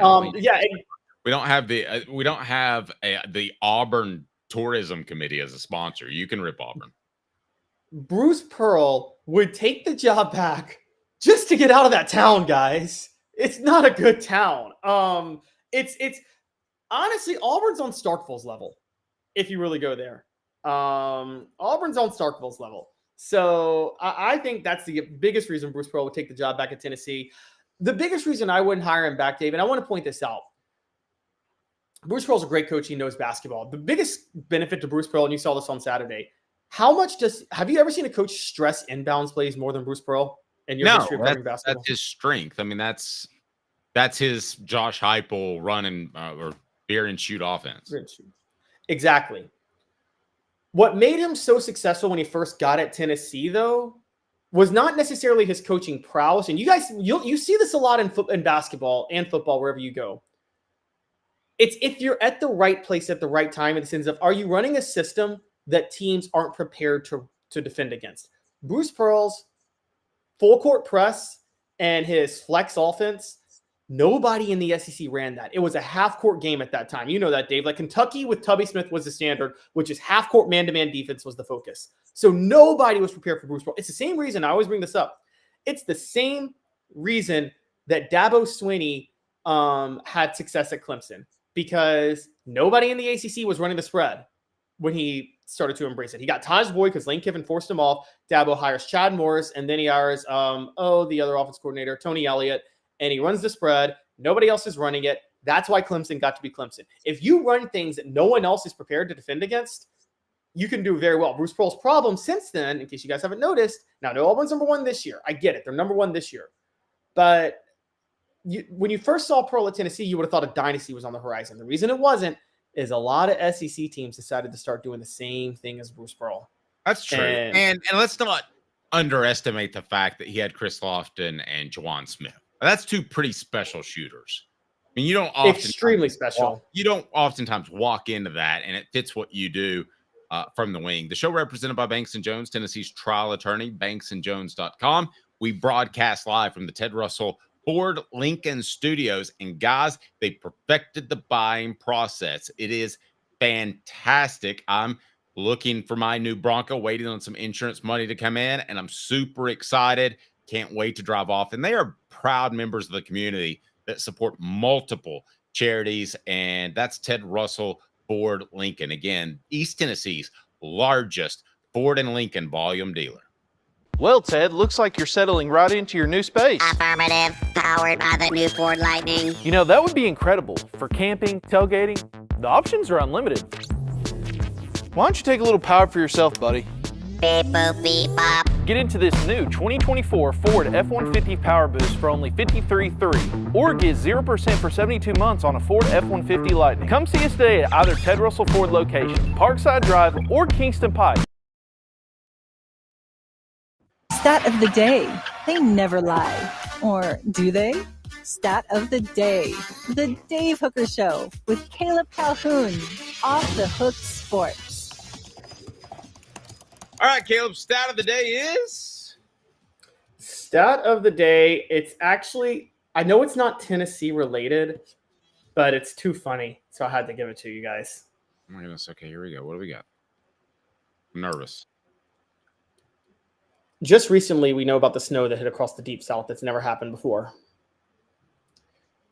Tallahassee had more inches of snow than Florida State had winds this year. It's pretty good. They had 2.3 inches of snow. Florida State had 2 winds. I'm sorry. I know it's not Tennessee related, but I saw that stat this morning. And I'm like, that is the funniest stat of all time. Yeah. That Tallahassee had more snow than Florida State had winds. So, yeah, I'll give you that. That's a pretty good stat. I don't know that that is something that Florida State's real proud of. Is that fair to say? I don't think they're real proud of that. I totally agree. That was a really, really, really crazy stat. So I'm just like, I got to bring it up. I think that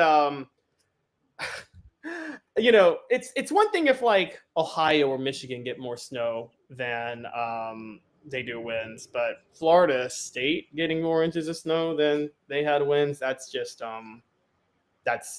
that's a little bit crazy. I want to address real quick before we move on, because the Conzo Martin debate was sparked to a certain degree. And I just want to point this out with the Conzo Martin debate, whether or not it was race or not. And I get the feelings. The truth of the matter is, I don't think it was racial, but I do think Conzo Martin didn't get the fairest shake at Tennessee. And part of that was because fans did not want Bruce Pearl fired. So anybody that followed Bruce Pearl would have had a tough go of it, right, Dave? No matter who they were. And also, are you talking about the majority of the fans, or are you talking about that small minority that I referenced? Because I'm talking about the majority of the fans that weren't crazy about Conzo Martin. That a lot of them didn't like him. I don't think it was racial. I think he was following Bruce Pearl, but there was the other side too, and we have to point this out. when Bruce Pearl's running up and down, doing the run and gun, the press, the flex offense, and it's so much fun. Konzo comes in and focuses on defense and half-court basketball. It just wasn't as fun to watch. Yeah, I don't want to say it's an overwhelming factor, but because of this one host that kept stoking the fire, I think about 20% out there, maybe 10%, they had a little bit too much fun with the Kwanzaa thing, which I thought was race-related. I think you would agree with that. And I know Yes, it really bothered Konzo, and that's why he left. I can tell you that firsthand. Well, and particularly when, I said Kwanzaa at first because I thought that was how his name was actually pronounced. But you're right. Once it became clear that the name is Konzo, I got it mixed up because I thought, is it Kwanzaa? Because I heard a lot of people say Kwanzaa. And then I realized later that I'm like, oh, people were doing that. You're right, as a shot. And I mean, there's no way you could say that. There's no way you could say if you knew it's Konzo and you're calling him Kwanzaa. There's no way you could say you aren't doing that in a racial way, honestly, if you're doing that. Yeah, there's no question. Ryan Day got death threats. What does that mean? The show represented by Banks & Jones, Tennessee's trial attorney, banksandjones.com, broadcasting live from the Ted Russell Ford Lincoln Studios, Off the Hook Sports. Why Banks & Jones? Well, it's because they're Tennessee's trial attorney. You can play to win with Banks & Jones because they'll go to trial. You've heard of other lawyers. They say they'll go to trial and fight for you. They won't. They just want to settle. That's the easiest way out. Well, that's not Banks & Jones, led by T. Scott Jones. They won't settle. They'll go to trial for you.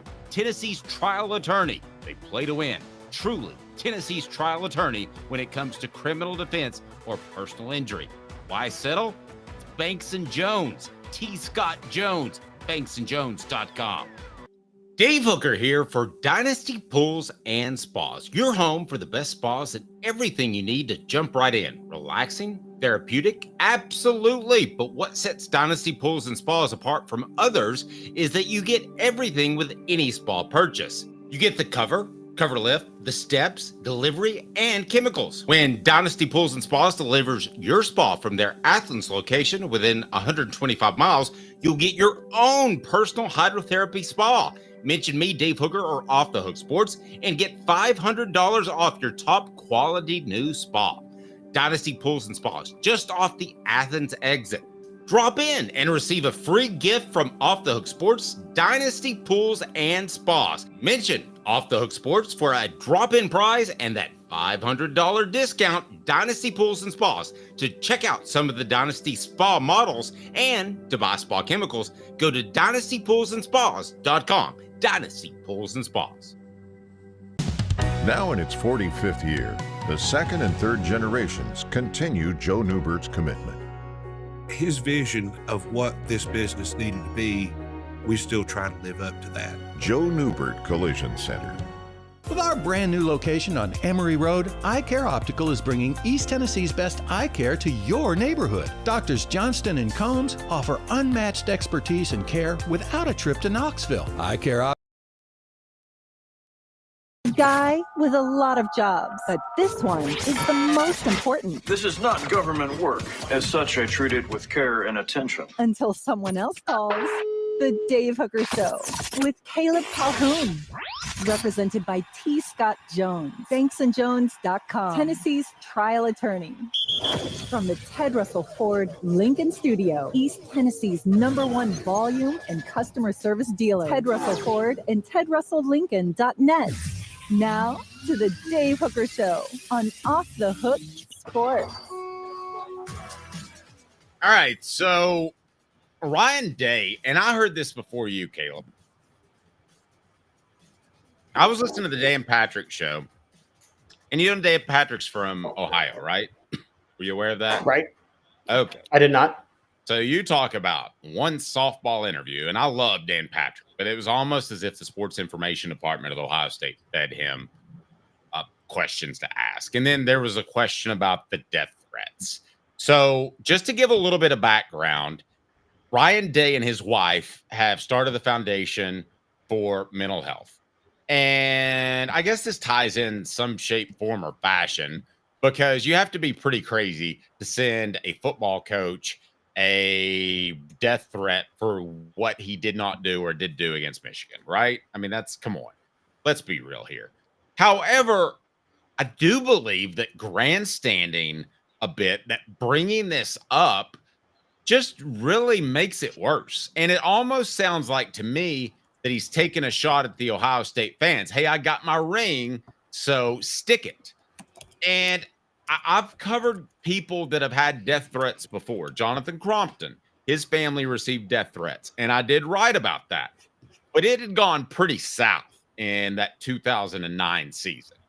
A lot more south than just a loss to Michigan. And when you're the head coach, an adult, you should expect more harsh criticism and stupid death threats. That's a fact. So, Caleb, I got nothing for Ryan Day. I got no sympathy.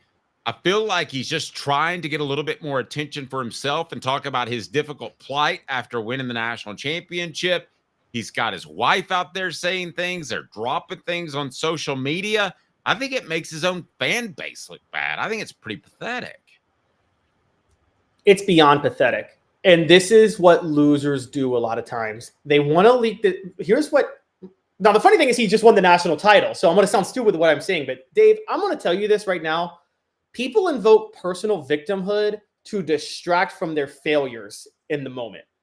And so I don't think that's the case here. I think it's the case where he feels like he's got leverage so he can take a shot. If Tennessee got beat by Notre Dame by the same score, would he be talking about death threats right now?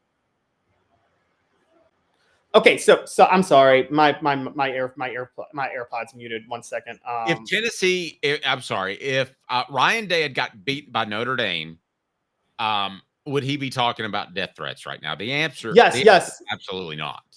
No, I think he would because it was his wife that invoked it. I think his wife was doing it, and it felt like a way to protect Ryan Day. I'm going to give you an example because we just talked about, and this is where I'm not sympathetic. One, do you remember 2017, Jim McElwain invoking death threats in the middle of about to get fired at Florida? Was that before? I do. Was that before or after the Sharkey incident? It was after Sharkey incident. Oh, right. I'll go further. Last year, remember Angel Reese, the whole Angel Reese-Caitlin Clark rivalry, which we loved in college? Yes. Angel Reese, after losing to Caitlin Clark last year, by the way, it was humiliating. You talked all that trash, you talked a big game, and then you lost to Caitlin Clark in the NCAA tournament. She, at her post-game press conference, starts crying and like, I've been through so much this year. Her quote was, I've received death threats and I've been over-sexualized. And I thought, everybody gets death threats. You're just saying that to distract from your failures on the court that day. And the whole over-sexualized. Who was overly sexualized again? Angel Reese was claiming that. And I'm like, you're posting thirst traps on Instagram every day. Like, you literally have an NIL money where you post thirst traps. You can't do that and then be like, I was over-sexualized. No, you're trying to play victim to distract from the fact that you played like garbage in that game, okay? Another example, I'll give it. We just talked about race. And look, with Conzo, there's a lot there. But I will say, Kevin Sumlin, I'm sure he faced some racism at Texas A&M. I thought it was tacky when, as he was on the hot seat, his wife released some random Twitter person calling him the N-word. Like, this is what my husband deals with. I'm like, I get that he deals with that, but why are you picking now when you're struggling to bring this up? You want to distract from the fact that your coach is on the hot seat. So Ryan Day playing the whole no, I think his wife was actually preparing to come out with this before he actually messed around and won the national title because they wanted to play the victim card. No, I don't think this comes out. If they lose to Tennessee, if they lose the college football playoff, this doesn't come out. Adam says Ryan Day is pulling an Urban Meyer, playing up hardships to make it look like he's accomplishing more than he is. Now, that kind of supports your point, especially if Ohio State loses to Michigan and then let's say loses to Tennessee.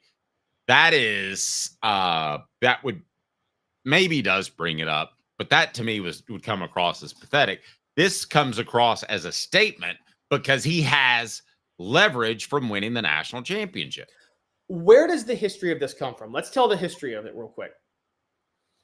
The reason people love to do this, and it's so easy to do it online now because you're like, someone sent me a death threat on Twitter. By the way, I've gotten death threats on Twitter, and I'm like I'm just a regular. Yeah, but those are just from me. Dave, I'm sure you've gotten death threats before. They happen. I've gotten death threats from a coach's son at UT. There you go. I think that coach's son has complained about me too, by the way. He just hasn't given me a death threat. So I know he called me a super B, not just a B, but a super B. Well, this all comes from the real story of when Hank Aaron was chasing, this all stems from the Hank Aaron chasing Babe Ruth's record. So in 1972-73, Hank Aaron is chasing Babe Ruth's record. He breaks the record. And you know the story, Dave. I guess it was like 10 years later, the FBI releases like all the letters that were of death threats that were being sent to Hank Aaron from white supremacists that did not want him to break Babe Ruth's record. And they were real, they were credible, and there were and Hank Aaron never told anybody about it. And as he was chasing Babe Ruth's record, every game he would go out to play, the FBI was having to foil a plot to kill him during that time because there were people that didn't want to see him break Babe Ruth's record. Since then, I'm sure Jackie Robinson went through similar things. I mean, to me, that is, if those guys want to talk about race, because if those guys want to talk about death threats because of the racial issues, I'm okay with that because I think it was probably widespread. There's a difference between getting 2 or 3 death threats and getting like dozens. And I don't think Ryan Day got dozens. And also, and getting letters in the mail from people who know where you live. Exactly.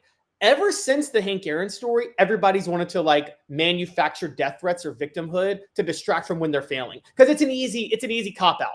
It's I'm struggling here. I mean, I'll say this. I mean, like, not to call him out, but I do know the story of Randy Sanders. When Tennessee fans wanted him fired, he kind of came out and tried to play the people are giving my kids a hard time at school. Well, no, they were.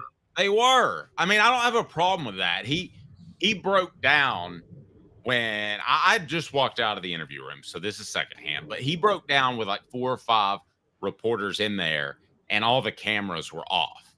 So some people reported that, but he didn't. I think he thought that was like an off-the-record moment, but it's not. You're in an interview room, and you broke down with your wife and 2 daughters. That I don't think there's any question that his kids were harassed at school because of his lack of success as a head coach. Do you? I don't think it was as widespread as he may have made it out to. Maybe somebody said something they shouldn't have said. And people like to magnify these things, Dave. I'm just going to be honest. People love to magnify them when they're not performing their job. Well, I also think he had to face something that you didn't have to before, because this is about the time that everybody has a social media account in the 2004 season, right? That's when Twitter's taking off. Everybody has Facebook. So, yeah, that to me is a big factor, too. Another one he expected. I think it was easier to find Randy Sanders' children and what they look like than he ever thought it would be. All you had to do was have an active Facebook account, I imagine. Let's also bring this up. You know, we're talking about these threats, and you're right, all on social media. Do you remember and I always bring it up, my favorite game of all time, the 2013 Alabama-Auburn game, but do you remember Cade Foster, the kicker for Alabama, that missed like 3 of those easy field goals at the time? He was getting death threats afterward, and everybody talked about it, and I'm like, again, I feel like you're leaking this to distract from the fact that you were on scholarship to make field goals, and you missed them, and you screwed up, and you cost Alabama a national title. And I'm like, you deserve all the smoke you get, not death threats, but you deserve all the hate from fans who don't want you to see you on the team anymore. Let me ask you, do you think Nico Iamaleava got death threats after he ran out of bounds against Arkansas? Yes, I do. I do too. I think he probably did. And I think Joe Milton got him too. By the way, it's National Lego Day. If you want to participate in the poll question, Legos are, what are they? Cool, awesome, or weird? I have to go with weird. My son loves them. He has like over $10,000 worth of Legos because they hold their value. I'm not sure if you know about that, Caleb, but it's pretty fantastic. So at any point, you know, if things go south here, we can sell all his Legos so he can stay in school. National Fitness Center, unmatched value, limitless options. Begin your fitness journey today. Now, I also wonder if Lance Hurd got some death threats or John Campbell because they struggled at offensive tackle. I mean, I just don't think with social media and the ability to build a burner account. Hey, listen, and here's the other thing. They don't go hunt you down. And I'm not saying that you can make death threats, so you should. I'm saying when I got death threats from that coach's son, the News Sentinel told me, he said, well, you can call the cops if you want to. I mean, there was no support on the back end, and really there can't be until they do something. Papa J brings up a great point, and some are drunk when they send threats. Absolutely. You're back in the day, Caleb, if you have a phone, like a real to-the-wall phone, and you're calling the football office and leaving them a message, which I know people did back in the day, that's a little bit different. You're probably hammered, and you're less likely, I think, to write a letter and put it in the mail. So I do think part of this is the accessibility of athletes. You're drunk, you just go ahead and throw out there. I think we can all agree that death threats are pretty pathetic, right? From the fans' perspective. Yes. They're pathetic from the fans' perspective, and it's lame. And I am totally fine if you can find out who these people are and prosecute them, because you shouldn't be making threats. What I don't like is people trying to. I don't think it's a crime. Threats are a crime. It is a crime to threaten someone's life. I mean, that's actually not protected speech. So it's, I mean, now you may not go to prison, but you can get like restraining orders, and you can get things like you can get investigated for it. So okay, well, you're right. Death threats are illegal in most jurisdictions and considered a serious crime. So there you go. Yeah. I mean, I forget. Is it Brainerd v. Ohio, where the Supreme Court discusses direct threats and incitements of violence, and they said that that's not exactly protected speech. But by the way, one of the most important, just totally random, one of the most important Supreme Court cases that relate to speech involve Bear Bryant. I don't know if you guys know that, but it's Wally Butts versus the AP. Wally Butts and Bear Bryant against the Associated Press. Look it up. It's a very intriguing story. But that's a different thing altogether. The intriguing thing about the thing about me with death threats is that I'm all for holding people accountable for doing it. That doesn't mean I feel sympathy for the people that receive it. Like I said, Dave's gotten death threats. I've gotten death threats. We are a growing show that we hope to be huge one day. And before we're even close to that, we're getting death threats. I had them when I was writing back at All for Tennessee from Tennessee fans. It's just, guys, people send death threats because like someone said, they're drunk. They say stupid stuff. Now, another example was E.J. Lytle for Ohio State a few years ago when Ohio State lost to Oral Roberts in the NCAA tournament. He actually played well. He had 23 points and played extremely well in the game. He comes out and says right after, look at all these death threats people sent me. I'm like, one, how do I know they sent them to you and you didn't just create fake burner accounts and sent them to yourself? I mean, I know that's crazy. I know I'm a conspiracy theorist, Dave, but I think to play the victim, some people create burner accounts and send themselves death threats just to get the sympathy from social media. I do believe they do that. Maybe. I don't think they have to do that. I mean, I think the stupid death threats are going to come through if you fail on a major stage. I don't think you have to go looking for them. I think Nico probably got them. I think Lance Hurd probably got them. But EJ Lytle didn't fail. That was the point. It's like he scored 23 points in that game. No one blamed him for the loss. So he was just bitter he lost and he wanted to play the victim because the season was over. I'm going to say it. I'm not always believing that. I don't always believe people when they say they're getting death threats. I think sometimes people create burner accounts and fake it. I do. I know y'all can call me crazy, but I mean, Unsung is right. The Jussie Smollett story, I think a lot of players and coaches in sports do that. They like to fake things done to them so they can play the victim to distract from their failures. And I think Ryan Day's wife may not be faking it, but is maximizing the story because they want to maximize Ryan Day's victimhood, even though he just won a national title. So it's pathetic. This is more proof, by the way, that Ryan Day's not cut out to be a head coach. And the only reason Ohio State won the national title is because Chip Kelly and that defense coordinator, Jim Knowles, had the best game plans every game. And Ryan Day was just a mascot walking the sidelines. I think Ed Orgeron has a higher IQ than Ryan Day. No. The show represented by Banks & Jones, Tennessee's trial attorney, banksandjones.com. Tennessee, Kentucky tonight. We'll give you a preview. Stay tuned. 2 minutes. Why Banks & Jones? Well, it's because they're Tennessee's trial attorney. You can play to win with Banks & Jones because they'll go to trial. You've heard of other lawyers. They say they'll go to trial and fight for you. They won't. They just want to settle. That's the easiest way out. Well, that's not Banks & Jones, led by T. Scott Jones. They won't settle. They'll go to trial for you. Tennessee's trial attorney. They play to win. Truly, Tennessee's trial attorney when it comes to criminal defense or personal injury. Why settle? It's Banks & Jones. T. Scott Jones. banksandjones.com.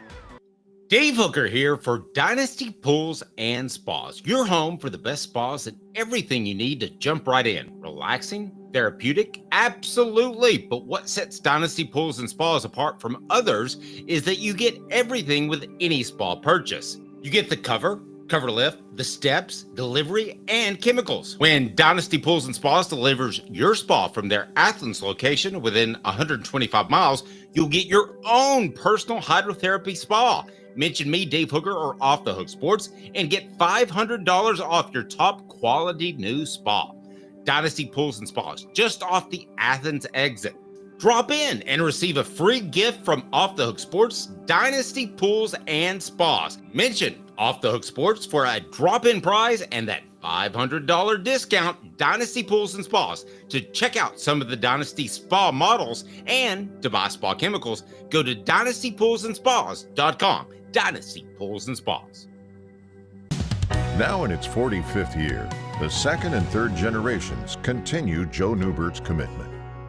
His vision of what this business needed to be, we still try to live up to that. Joe Newbert Collision Center. With our brand new location on Emory Road, Eye Care Optical is bringing East Tennessee's best eye care to your neighborhood. Doctors Johnston and Combs offer unmatched expertise and care without a trip to Knoxville. Eye Care. A guy with a lot of jobs, but this one is the most important. This is not government work. As such, I treat it with care and attention. Until someone else calls. The Dave Hooker Show with Caleb Calhoun. Represented by T. Scott Jones. BanksandJones.com. Tennessee's trial attorney. From the Ted Russell Ford Lincoln Studio, East Tennessee's #1 volume and customer service dealer. Ted Russell Ford and TedRussellLincoln.net. Now to the Dave Hooker Show on Off the Hook Sports. All right, welcome back to the show represented by Banks & Jones, Tennessee's trial attorney, banksandjones.com. I want to thank our friends at HoundDogs. Again, anybody that wants to join our YouTube page, you will win a HoundDogs gift certificate just like that. So you'll pay for your first couple of months with a HoundDogs gift certificate. And right now, Steve's the only one entered, so he's about to clean up. So you need to go ahead and enter that. It's very easy. Just join as a member. And I believe it's like $5, so it's pretty darn affordable. You'll also be a part of the weekly drawing of our Celebrate 98 book or t-shirt. That is up to you. Plus, I'll take it a step further. We're going to give away this John Henderson mini helmet autographed by John Henderson. We'll give that away later this week. So we know that death threats are illegal. That's important. So let's go ahead and dive in. Yes. Oh, wow. Let's also address this because we're going way down rabbit holes, guys, with people y'all are naming. We're talking about people who fake stuff against them. So Jesse Smollett makes sense. Bubba Wallace, if you don't believe him, makes sense. But like Rachel Dolezal didn't fake being a victim. She just faked being black. And Bill Clinton didn't lie. With his lie, he wasn't pretending to be a victim. He was just trying to not get caught having had affairs with an intern. So, you know, it's we're expanding the umbrella to just liars in general. Yep. All right. So let's dig into this. Tennessee #8 versus #12 Kentucky. No, this is not your John Calipari Kentucky team, so they're not going to be nearly as loaded. But your thoughts on the matchup and how big is this for the Vols, as it was a really odd game to come back off of, as Auburn, to me, was not at 100%, but Tennessee almost beat Auburn, and that would have been #1 on the road. That would have been a big win, but a lot of guys didn't show up. So I don't know this team's mindset coming off that game, good or bad or what? I think it's good, but I also think there's a little bit of desperation, Dave, because I mean, Tennessee did not get you want to talk about a 3-game stretch that no one wants in the SEC, and there's no nights off in the SEC, but they played Auburn last week. They've got Kentucky tonight, and then they have Florida on Saturday, which they're going to Checker Thompson Bowling Arena for. So they are that is a brutal 3-game stretch that you don't want to ask for. And Kentucky's the easiest team. Here's the problem. They're facing a desperate Kentucky team. I don't know if you know this. They lost to Alabama last week by 5, and then they lost to Vanderbilt by 5 on the road last Saturday. It was the worst last 5 minutes of basketball I think I've ever seen a team play the way Kentucky finished that game. It was embarrassing to watch. And so this team is – I'll say this. I think this Kentucky team is actually well coached. I got to give Mark Pope some credit. He's a better coach than I thought. They're just not as loaded as they were under the Calipari years. But in terms of an actual tactician, I mean, this isn't saying much, but Mark Pope looks like a much better one than John Calipari does. And that could cause problems for Tennessee in this game because Kentucky, look, right now, they're number 12. They're probably in the NCAA tournament. But if they lose this one, man, I mean, the desperation could creep in. Now, Kentucky gets a break after this because they get Arkansas at home, Ole Miss on the road, South Carolina at home, 3 winnable games. It doesn't get any easier for Tennessee because you're facing Florida, Missouri, at Oklahoma, at Kentucky. Tennessee's not going to get a breather really until they face Vanderbilt on Saturday, February the 15th at Thompson Bowling Arena, which I think they're going to win that game in a blowout to make up for what happened in Nashville. What do you make of Mark Pope long-term? Is he the answer long-term, or is he a Band-Aid coming off a big-name coach like John Calipari? I still don't believe in him long-term, but I will also say that he's pleasantly surprised me. Well, you don't want to say pleasantly, but like if you're a Kentucky fan, you should be pleasantly surprised with his coaching ability. He is dealing with some injuries in this one. And by the way, this is going to hurt Tennessee's resume in this game because it's almost a nothing to gain, everything to lose, even though it's the number 12 team in the nation, because Kentucky has 2 players out in this game, at least 1 out, and then 2 injured. So I think that Tennessee it's kind of one of those where you just have to you're expected to win, even though they're number 12 and you're playing Kentucky at home, because it just isn't, it's very concerning for Tennessee if they aren't able to win this game. I'll tell you what stood out to me. And by the way, Vegas agrees with me. Guess what the point spread is in this game? I'm going to go 6.5. 10.5. Tennessee favored by 10 in this game. I think, and here's something that really stood out to me. You know, we criticized Darling Stone-Dubar yesterday. Dave, what do you make of Tennessee trotting out Darling Stone-Dubar to be the player to talk to the media yesterday? Like, that threw me off. I think that clearly Rick Barnes is putting the squeeze on him. He had him out there at the end of the half, again with the ISO, and Dubar kicked it out, didn't take it to the rack like he was supposed to, and Rick Barnes benched him. So then I think Rick Barnes sent him out to talk with the media. And now he may have just been requested, and maybe it's that simple, but I think that Rick Barnes he's wanted to put the squeeze on Darling Stone-Dubar, and Dubar needs to decide real quick if he wants to continue to be a Vol after this year, because I'm not sure that I'd have a scholarship waiting for him. I don't know the extent of his personal issues, so I would cut him some slack. But Caleb, I don't know. That play against Auburn stuck out as just a real indictment of his play. You didn't have as much of a problem with it, but I thought it was pretty bad. No. I would have had a problem with it. The only reason I did put it this way.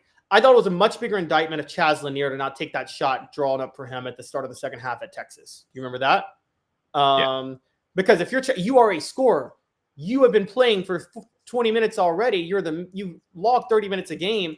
A play's drawn for you to shoot and you don't do it.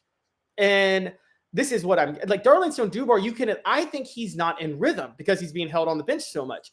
Chaz Lanier is way more inexcusable. Why? I'm going to say it. Tell me if I'm wrong. Do you think Chaz Lanier is scared of the moment? Because I do. Yes. Mm-hmm. But the reason I don't have Chaz Lanier in the same category as Darling Stone-Dubar is Darling Stone-Dubar hasn't even brought it really at all. Chaz has, but not in the big moments. So at least he's theoretically an option, right? Even if he's a decoy. Yes, I agree. I think Darling Stone-Dubar made a mistake, honestly. He's trying to force himself back. If he's dealing with these issues and he's trying to pick up Rick Barnes' defense, he should have redshirted this year. This is his last year of eligibility. So, he went to Tennessee to try to become an NBA player. I'm thinking, I don't know what the rule is for college basketball, how many games you can play before you are allowed to take a red shirt. Darling Stone-Dubar may have already hit that. But I would honestly, if I were Darling Stone-Dubar, I would have taken a competition, I believe. So that would be roughly 12 games, 14 games. Okay, I think he's hit 14 games now. So it's 40% competition. it was a mistake. If he was dealing with this personal issue, and if Rick Barnes, if he was taking too long to pick up the defense, look, I think Darling Stone-Dubar should have redshirted this year. Come back next year when you can like fully learn the system and your head is clear. I think he made a mistake doing that. Darling Stone-Dubar, but trotting him out. Can we say this? Don't you think that Rick Barnes is still? This shows that Rick Barnes still has faith that Darling Stone-Dubar can be his primary scorer if he gets his head right, or not a primary, but one of his main scorers that he can turn to. I have no faith in him to do that, Caleb. Zero. I understand that, but I'm saying clearly Rick Barnes is planning to try to make him that, isn't he? You don't trot him out to the media unless you're planning to use him a lot more, right? You don't put him in the ISO if you don't think that he's a scoring option, but he just bleeped all over that. I agree, but why would you wait? If he's your guy to score, why would you wait till the last minute of the first half to do it? Just one play. I mean, like I said yesterday, that's like saying that's like having a quarterback and saying on the final drive, well, I think this quarterback's a better game-winning drive quarterback, so I'm going to bring him in, and he hasn't played all game. Like, who does that? I don't think that's analogous. I think football and basketball are two different things. I think you've got to be able to go out there and ISO somebody up. And listen, your job's to take it to the rack. Your job's not to score, but take it to the rack or get a decent shot. If it doesn't go in, that's understandable. It's not that. Yeah, that's the thing. It's not that he didn't produce on that play. It was just that he didn't do what he was told to do, and that's an easy thing to do, to drive to the rack. And you may get it stuffed. I don't know. I agree, but the reason I'm giving him a break is why did you wait till then to bring him into the game? That was the first time that was his first action the whole game, and turned out to be his only one bit of action. But I mean, I just think that I can't go that hard on Dubar in this because Rick Barnes isn't playing him enough, honestly. And so he's mentally shot and out of rhythm. All right. The show represented by Banks & Jones, Tennessee's trial attorney, banksandjones.com. We broadcast live from the Ted Russell Ford Lincoln studios. Caleb, let's get a score prediction after 30 seconds from Banks & Jones. Why Banks & Jones? Well, it's because they're Tennessee's trial attorney. You can play to win with Banks & Jones because they'll go to trial. You've heard of other lawyers. They say they'll go to trial and fight for you. They won't. They just want to settle. That's the easiest way out. Well, that's not Banks & Jones, led by T. Scott Jones. They won't settle. They'll go to trial for you. Tennessee's trial attorney. They play to win. Truly, Tennessee's trial attorney when it comes to criminal defense or personal injury. Why settle? It's Banks & Jones. T. Scott Jones. All right, Caleb, Tennessee covers the 10.5 or Kentucky is able to keep it within double digits. You have to pick. Where are you? I think Tennessee covers. I actually think Tennessee wins this game. Look, I think Tennessee may win this game by 20, 25 points. I think Tennessee wins a blowout, and I'm taking the under in this game at 147.5 because I don't think Kentucky's going to be able to score, honestly. Now,